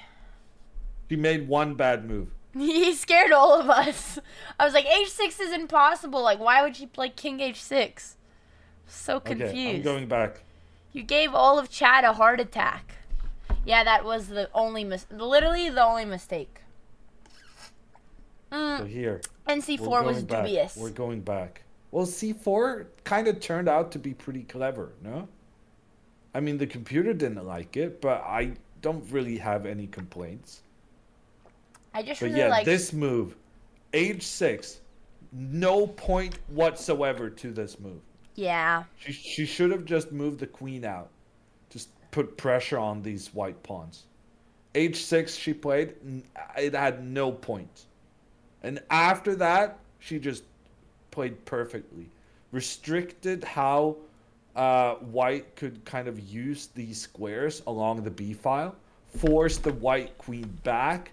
Made trades. Used this pawn up the board. Managed to secure the bishop coming in to capture pawns. And like after that h6 move, it was just perfect. Rook a6 was played. Is this just like... Is there any mate? No. I mean, she's trying to go knight e5, but it doesn't really do anything. We just bring our king out. So now we take check. Well, I would take with the bishop. Yeah, and yeah, bang, bang. And hopefully bring the king in. I hope something like her. knight d7, and I would just take this pawn. Well, Yeah. I can also take this pawn.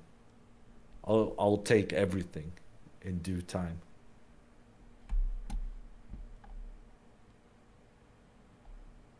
Thank you, Il Baron, for the 18 months. Appreciate it. Well, we discussed this again, guys. The opponents, all of these players are extremely underrated in FIDE. Their Canadian rating is about 1900, and even that they're very strong.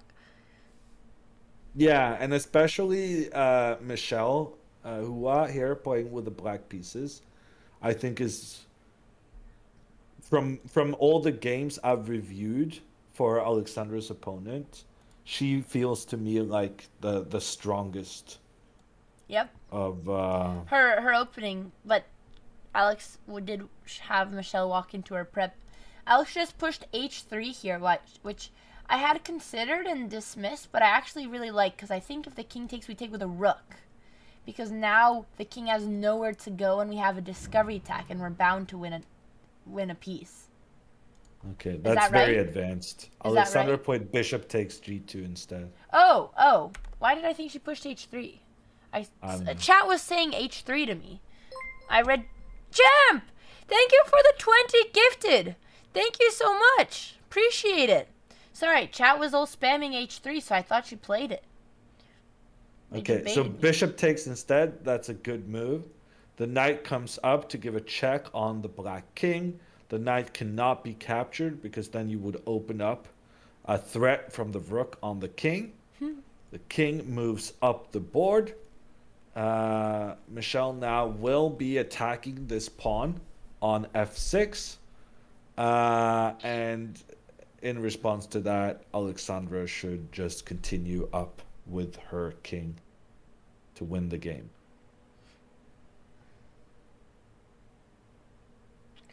The king walk. But was h3, I'm curious what computer liked, even though everything is just completely winning. But I feel like that had some, oh no, her move was still best. Because king doesn't have to take, they could play check. So I guess you're going to take that pawn anyway. So that move wasn't as good. Mr. Pawn, Alexandra is probably playing Miley in the next round. That is going to be the biggest match of the tournament. Yeah. And since Alexandra has had 2 blacks in a row, it means she will have the white pieces. It's going to be, wow, are you guys going to be doing some prep for Miley? We've already done prep on all the opponents, so I think she's just gonna be reviewing. And chat, so Miley is notes. The top player. She is rated 2179 FIDE, one of the strongest female players. She's a woman grandmaster in Canada, so it's a good opportunity for Alex to get some FIDE elo back. But of course, she's very strong. But that'll be an exciting game that Hammer is gonna be covering tomorrow morning. Starting at 10 a.m. Eastern, that's 7 a.m. Pacific, and 1600 hours in Europe. Alexandra moved her bishop to give a check on the king. The king has retreated, and now Alexandra is moving her king in to give the back rank checkmate. I love how excited this has just been beautifully executed. If she plays like this tomorrow, she's definitely gonna win against Miley. Hopefully Miley doesn't play out of the prep. It's hard. Hopefully she doesn't have a hidden weapon like Svetlana did with the Dutch. Yeah, well, who knows? I was actually hoping Alexandra would get the black pieces against Miley, because we have really, really good prep against her white opening. But I guess that's not going to happen now. Thanks, Jack Splat. And chat is so excited when I told them all you're coming back tomorrow morning. Everyone's like, setting my alarm. Yay, yes, more commentary. It feels good to see it. Even Miley is 6 out of 6. Has Miley played Svetlana? Yeah. And she beat her. Wow.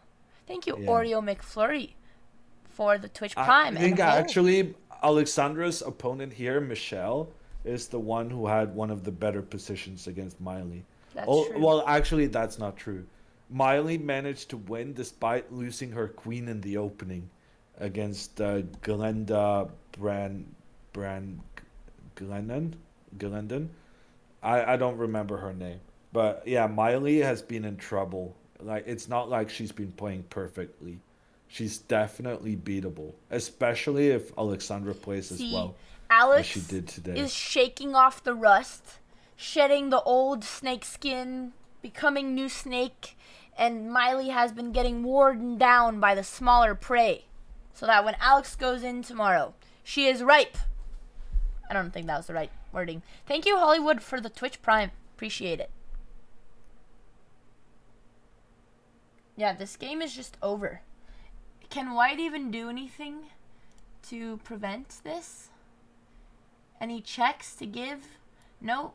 She should resign. It is resign time. Alex needs to bring back the F1 jacket. Chad kept asking where our cigarette sponsor. Oh, Hammer, you're muted again. Wow. Every time I write a message in chat, I get muted. But I don't remember which key is my Discord mute. What were you saying? She's gonna resign, I think I was saying. Yeah, unless she's gonna play until the mates. Like they played until the dead draw yesterday. Could happen. It is comedy time. Do we have a snake analogy for resigning? When we captured the rattlesnake, yes. Oh, she played. Damn it. She played rook b6. Ooh. Interesting try. But let me see if I can find it. I'm going to try to find the best move. Check. King run.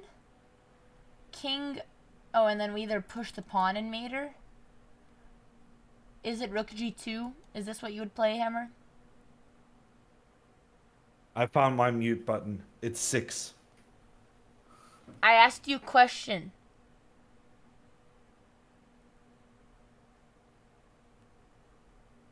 Hello? I'm here. Is rook g2 the winning move? It's rook takes a2. Chad already gave me an answer. No, rook takes... Well, you can trade rooks and go king g3 and get a new queen. This is just a mate in 10. I thought there was like a forced mate. I thought this would be a forced mate. But yeah, this is the forced mate, and then you queen. Okay, that's a lot simpler. You know what? I'm done. Shirley played. I'm done following the game. She took an a2. Oh. Well, this is a advantage of 63. Yeah, so rook goes back, and now... Oh, you missed knight takes f6. So, knight takes f... Oh. Sorry, can I do the moves? Yes. Go ahead. Knight takes f6, check on the king. King moves up. Now the king is controlling all the squares here. So the rook is ready to give the final checkmate. Therefore, white moves the rook back, but now Alexandra comes in with her pawn, which is going to be a new queen on the side of the board. The engine declares it's going to be a checkmate in maximum 4 moves. Alexandra's opponent is about to resign, and she has played pretty much a perfect game. Yes! And this has been the fastest game of the tournament. She destroyed her. Hi, Yuna. Good to see you. Hi, Code Miko.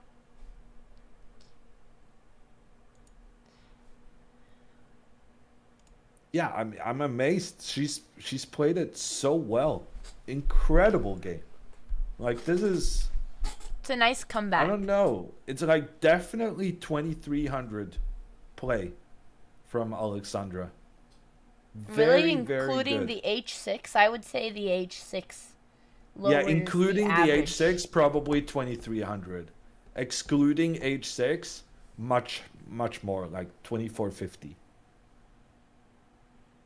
Like, I don't see... No, actually, she played rook e8 instead of rook f7. That was also an inaccuracy. Yeah, so rook e8 and h6. Those are kind of the clear... And bishop d6. Don't forget bishop d6. Chat reminded me. Well, bishop d6 was the engine move, though. Really? So, yeah. We were wrong? Well, I mean, I didn't like it, but look at how effective it was.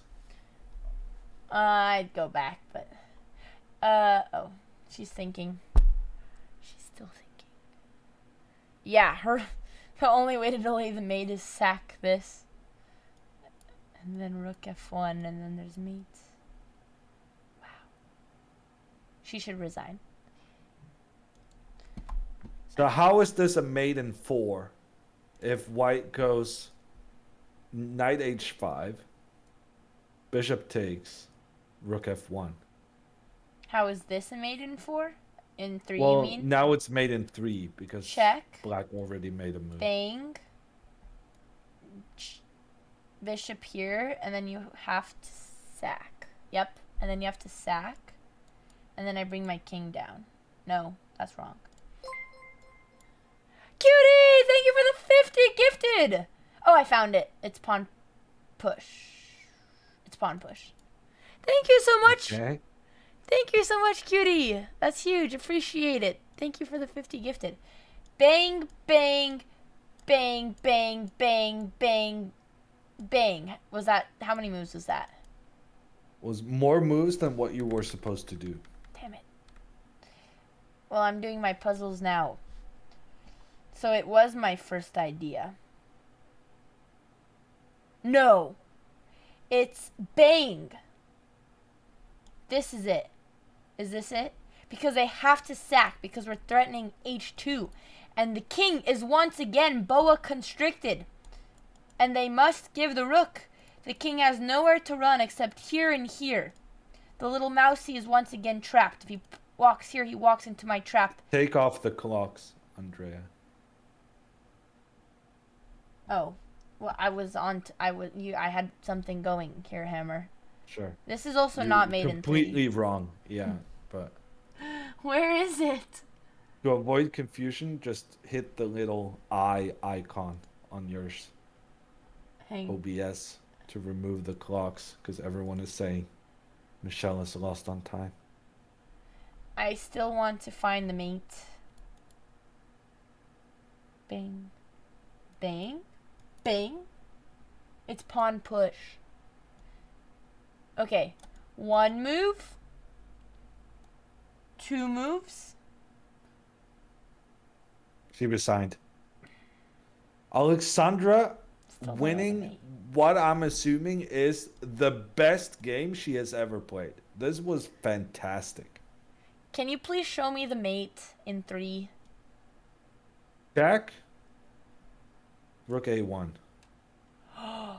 Oh, that's a gnarly one. Okay. All right, now everything is perfect. There it is. Mate on the board. Easy clap. Maybe Alex will come join Discord. Boxy, thank you for the 10 gifted. Really appreciate it. She doesn't look satisfied, but maybe she's just keeping a poker face because she doesn't want to make the kid feel bad. But I would like to see a slight smirk on her face. I'm going to ask her if she wants to join Discord. My mom said, say thank you, Hammer. He's awesome. And I didn't say to suck the venom, but to squeeze it out.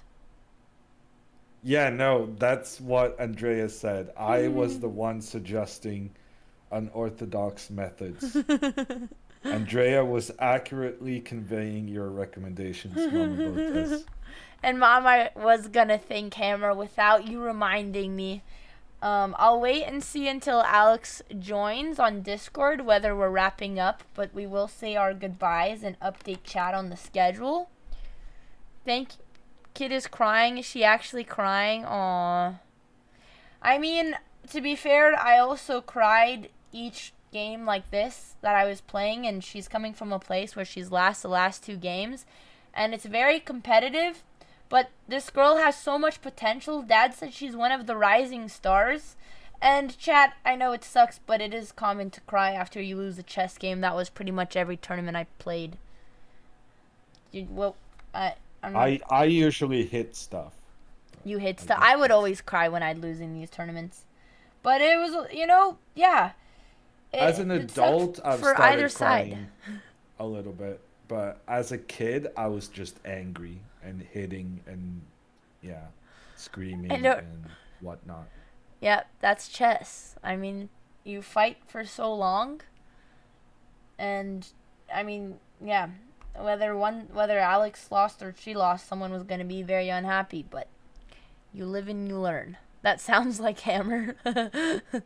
As an adult with more anger management practice, I've started crying instead. Okay, Alex has not texted me back, so I'm going to prepare the raid. No, come on. There's no way we're not talking to her after this. I texted her. Okay, we'll give her a couple minutes. We'll wait. I mean, she's played the best game she's ever played. She ignored my message, though. I refuse to believe she's ever played better than this. Okay, I'm gonna call her. Surely there's no way. I mean, if she doesn't want to talk now, maybe it's because she doesn't understand how well she played. Right? Okay, I don't know if she'll answer. I'm adding her to the call. I'm not trying to ditch chat. I had texted her. Oops. Okay, we're calling. Where did Hammer Cam go? Oh, he's right here.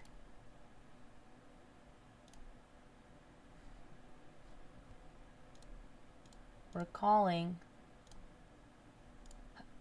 Hello? She didn't answer. Ah.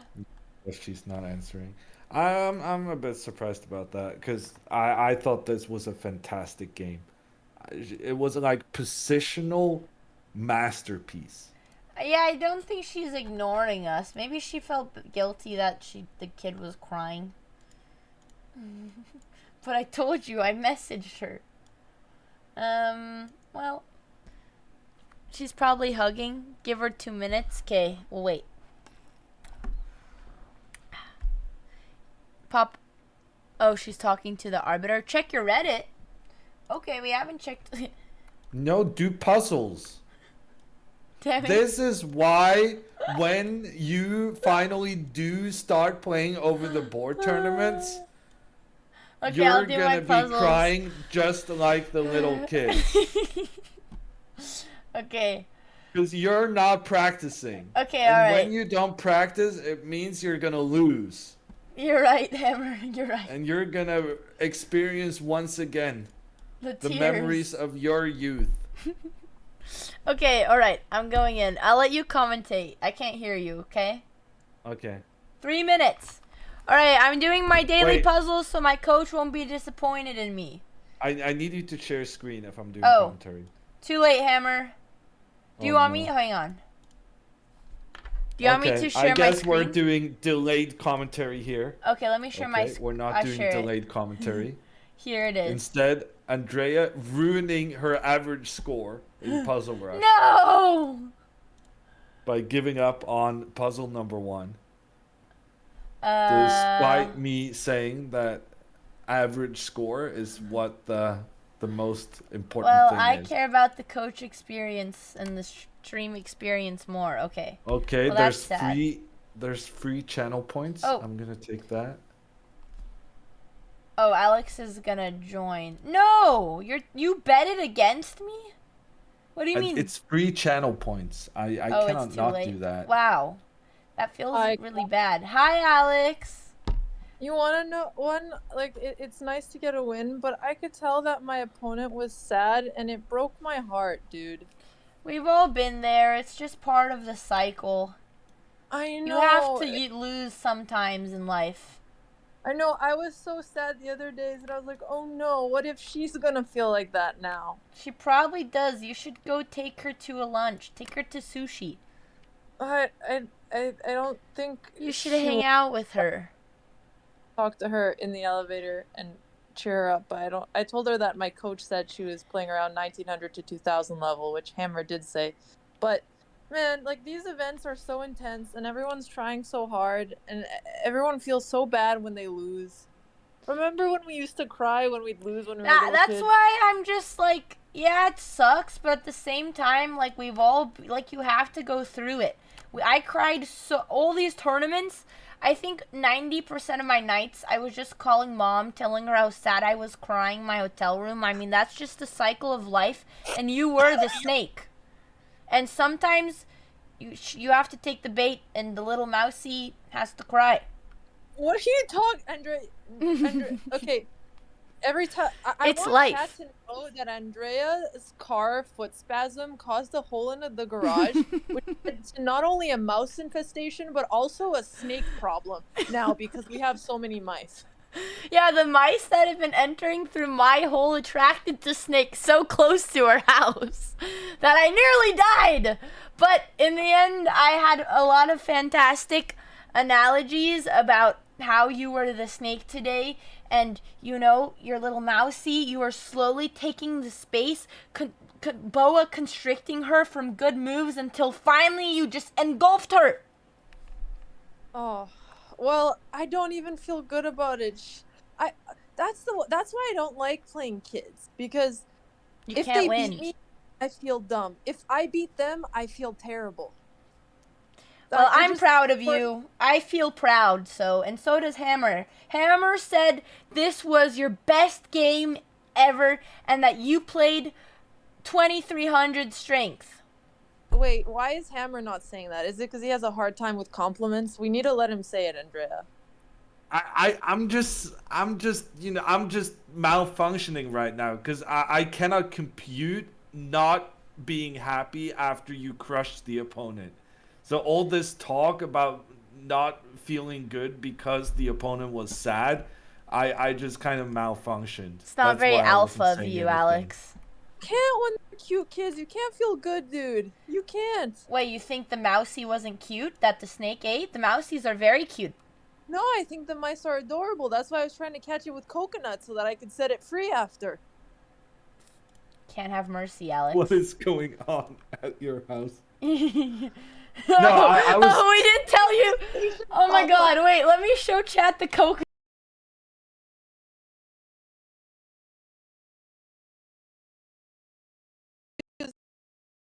We catch the mouse. Trying to catch the mice. We got it for our beach stream, and she was trying to catch it.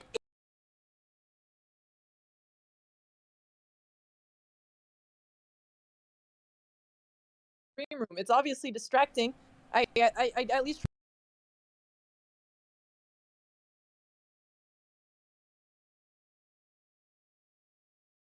We're not just coconuts. chill under my That's desk. American plastic. This is true. Oh, the audio died. It's okay, you're back. We just missed how you were catching the mice in the coconut. Well, I caught the snake in the bucket, so. Also, I had the best lunch today. Can I send you a photo to put on stream? Sure, Alex. You need to take that little girl to lunch. You should befriend her. It would be weird, but it would probably be weird. It's not weird. I did that all the time. Andrea, you literally ate alone when you were at these tournaments. No, I made friends with this little girl, and that's not true. I had dad. Wow, that looks good. No, you're right. You had dad. That counts. I had friends sometimes, actually. I just tell you the sad stories because I want you to sympathize with me, okay? Yeah, which friends did you have when you played that tournament in the middle of nowhere, Canada? Actually, I remember this one dude. He was very nice. I made friends. Your story's not adding up. I made friends with his friends, and we all ate poutine together. He was like kind of bald, but he had a couple hairs on his head, and that's all I remember about him. His name was Ralph. He was French, but we don't keep in touch. Okay, Andrea. Sure. Okay, well, yeah, that sounds very Canadian. I bought some maple syrup, some maple spread for you and the roommates, by the way. Yum. Okay, but anyway. Let me pull up your photos. Hang on. That lunch actually looks delicious. I'm really hungry. Little notes from the dessert. And the longer that wait, your journal. Can you cut them out? Wait. Andrea, shut up! I was working on a tournament. I wanted to make a vlog about how I'm getting. Okay, back but just look that on her notes it says retiring chess. What does it say? Retiring chess. My first tournament, competitive chess, retiring. I won't expose the rest of the notes. So this Can was. you just? Wait, I want to know what the rest of the notes said. It's returning. I was trying to come up with like YouTube ideas and what to title it. Says retire. Oh, okay. It says returning. Retired play. I was just coming up with stuff. Is that Anyway, pudding? Can you tell me when it's on the screen? I want to describe Okay, it. I have the pudding cup. This is making me very hungry, and now I have the potatoes. This place is incredible. So this was a limoncello mousse. It was lemon, so it was sweet with little white chocolate on top, and even the flour tasted good. It was one of the best desserts I had. I will be, and Andrea, you cropped it. You can barely see it. Oh, because you don't want to share my notes. I'll share your notes. No, don't show my notes. But yeah, it was so good. What do you mean I cropped it? There's nothing to see. And can you show my eggs too? Oh, there's eggs? Yeah. Dude, I'm so hungry right. Your eggs aren't in the photo. Notes revealed. Here, this one. What is it? Those are eggs? Dude, I'm so hungry right now, and I still have to do puzzles after this. I can't even eat. I'm starving. Those are eggs? You guys, they're notes for a YouTube video. You're going to see the YouTube video. I was just brainstorming how to intro it. Okay. Do you have the Eggs Benedict? Okay, so the Eggs Benedict, can you zoom in on it, please? Zoom in, Andrea. Was this morning? See, yes. You did find good food. You said there was nothing there. It was the only morning that I didn't have around. So these eggs were delicious. The sauce was perfect. It was not too fat. It was not too sour. It was just the right amount. You even see how they went through the details of spicing up the onion so small, and that was the freshest salad I've had. I loved it. I'm gonna try to make it at home. The potatoes were perfectly crispy. This is the best Eggs Benedict I've had, and that coffee latte was incredible as well. I just had the best meal. Maybe that's why you had such a great game, and because of Hammer's prep. There's the latte. Yes, even though she deviated pretty quickly. But it's okay. One of these days, they're gonna go into Hammer's prep. Okay, I'm hungry. We're proud of you. Hammer was very proud, except he didn't show it. He has to see it. Let me just... It seems to me you don't realize how well you played. How well did I play? Like, incredibly well. Like, you played H6, which was really dumb, and then you played Rook E8, which was probably inaccurate. But other than that, I think you played pretty much perfectly. Wow, really? Yeah, I don't think you realize like how well you played. Yay! Like based on your reaction. Well, I realized H6 was kind of dumb after, but you know, it was too late. I couldn't tell if I was playing well or if she was just making... No. She was not playing that badly. You were just playing incredibly well. Wow, what was my accuracy? Oh, I don't know, but I mean, what I say matters more, no? Yeah, just because I see chat putting it in, so I was just curious. Oh, okay. Well, honestly, that does make me feel better. I think they're just making up numbers. Okay, chat, stop it. I think chat's just making up numbers. You're right, Hammer. Your feedback sounds better, and I don't get compliments from you that often, so thank you. Yeah, no, I was very impressed. I think this is probably the best game you ever played. I can't really imagine you having played much better than this, which is a bit of a backhanded compliment, but it goes also to show how well you played here. You haven't seen my games when I was a young, talented kid, okay? I used to play some good chess, but I'm glad you like the game. I find that hard to believe, but you got to show me sometime. Well, you know what? You don't even understand. So I will just take the compliment and take it and be happy. That sounds good. Okay. Thank you, chat, for watching. I appreciate it. And thanks you guys for commentating. Oh, yeah. were you guys watching poker at some point? Because they came to me, who's helping me with my camera. He's like, "Oh, I don't think your camera's working. It's not on screen." I was like, "Well, what's on screen?" And they're like, "They're I watching blame poker." Dad. Like, excuse me. Yeah, Papa We Botez deviated for a interrupted second. Fuck. With a little bit of Carlson playing poker. Yeah. But John is apparently watching very closely the broadcast. If he caught that, because we did that for 2 minutes out of a 4-hour game. Sure you did. Sure you did. All right. No, like legitimately. Oh, okay. I think that must have just been when he checked randomly, so he must have seen that. Okay. All right. Well, thank you guys. Okay. Well done. You're probably getting Miley tomorrow morning, but if you play like this, you're definitely beating her. I mean, I'm not even kidding. Wow. Wow, I'm not used to getting praised by you. Yeah. No, but notice how, like this H6 move, I'm not sure what it was about, but I'm guessing you wanted to go G5, right? Yes, and bring my bishop. So it gave me real connotations. Well, it gave me flashbacks to when you played H5 against Lucy, right? You're trying to attack with no real justification. But you showcased in this game that you know how to play positional chess. You just position your pieces better than the opponent. This was a very good game displaying patience and how you're kind of restricting the opponent's options. And like, you don't need to be afraid of playing equal positions against opponents, right? Because you played an equal position now and you just completely destroyed her with the bishop pair. So I really would like to see you have... about that during the game. I was thinking about how in the past I was getting... Well, my blunders from the other day was when I would move too quickly and I wouldn't really be focused. So I made sure not to do that today. But also when I try too hard, instead of just playing decent moves and waiting and letting my opponent make the mistakes or suffer. Yeah, like, and here it's not really clear to me she was making big mistakes either. I think you just played a really good game.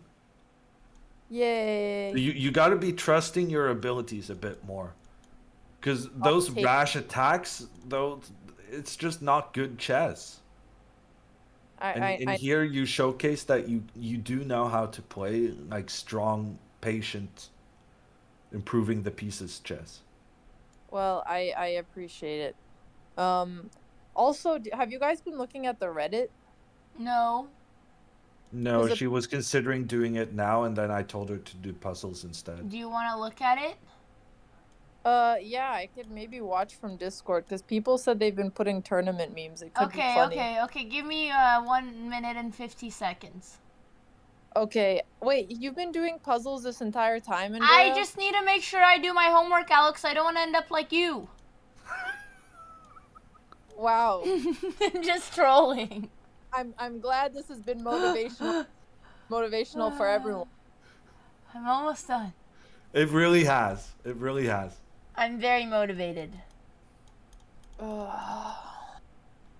Well, I was listening for the first half, but then I wanted Hammer to have his moment.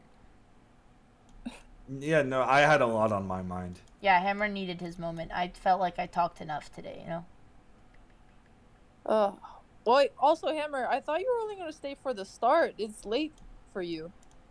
Oh, yeah, no, well... He's a very dedicated coach.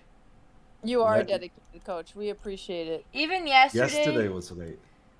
Yesterday, we were going until, like, 5 a.m.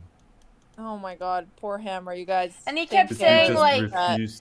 He was so sure it was a draw, and he was so sure you wouldn't keep playing, but you kept playing. And... Wait, yesterday? Yeah. Yeah, I mean, I had to try yesterday, right? Like, a fighting spirit is important in chess. You need to test your opponent, especially if they're lower rated. Yeah. She defended it very confidently, though. Yes, but that doesn't mean I wasn't gonna try. Yeah, sure. I think it's important to play those positions out. Yeah, I'm not sure in a 2-game-a-day tournament, but I applaud your general spirit. Game of the day. Yeah, I guess because you didn't have a morning round the day after. Yeah, exactly. I'm just but, trying. I was.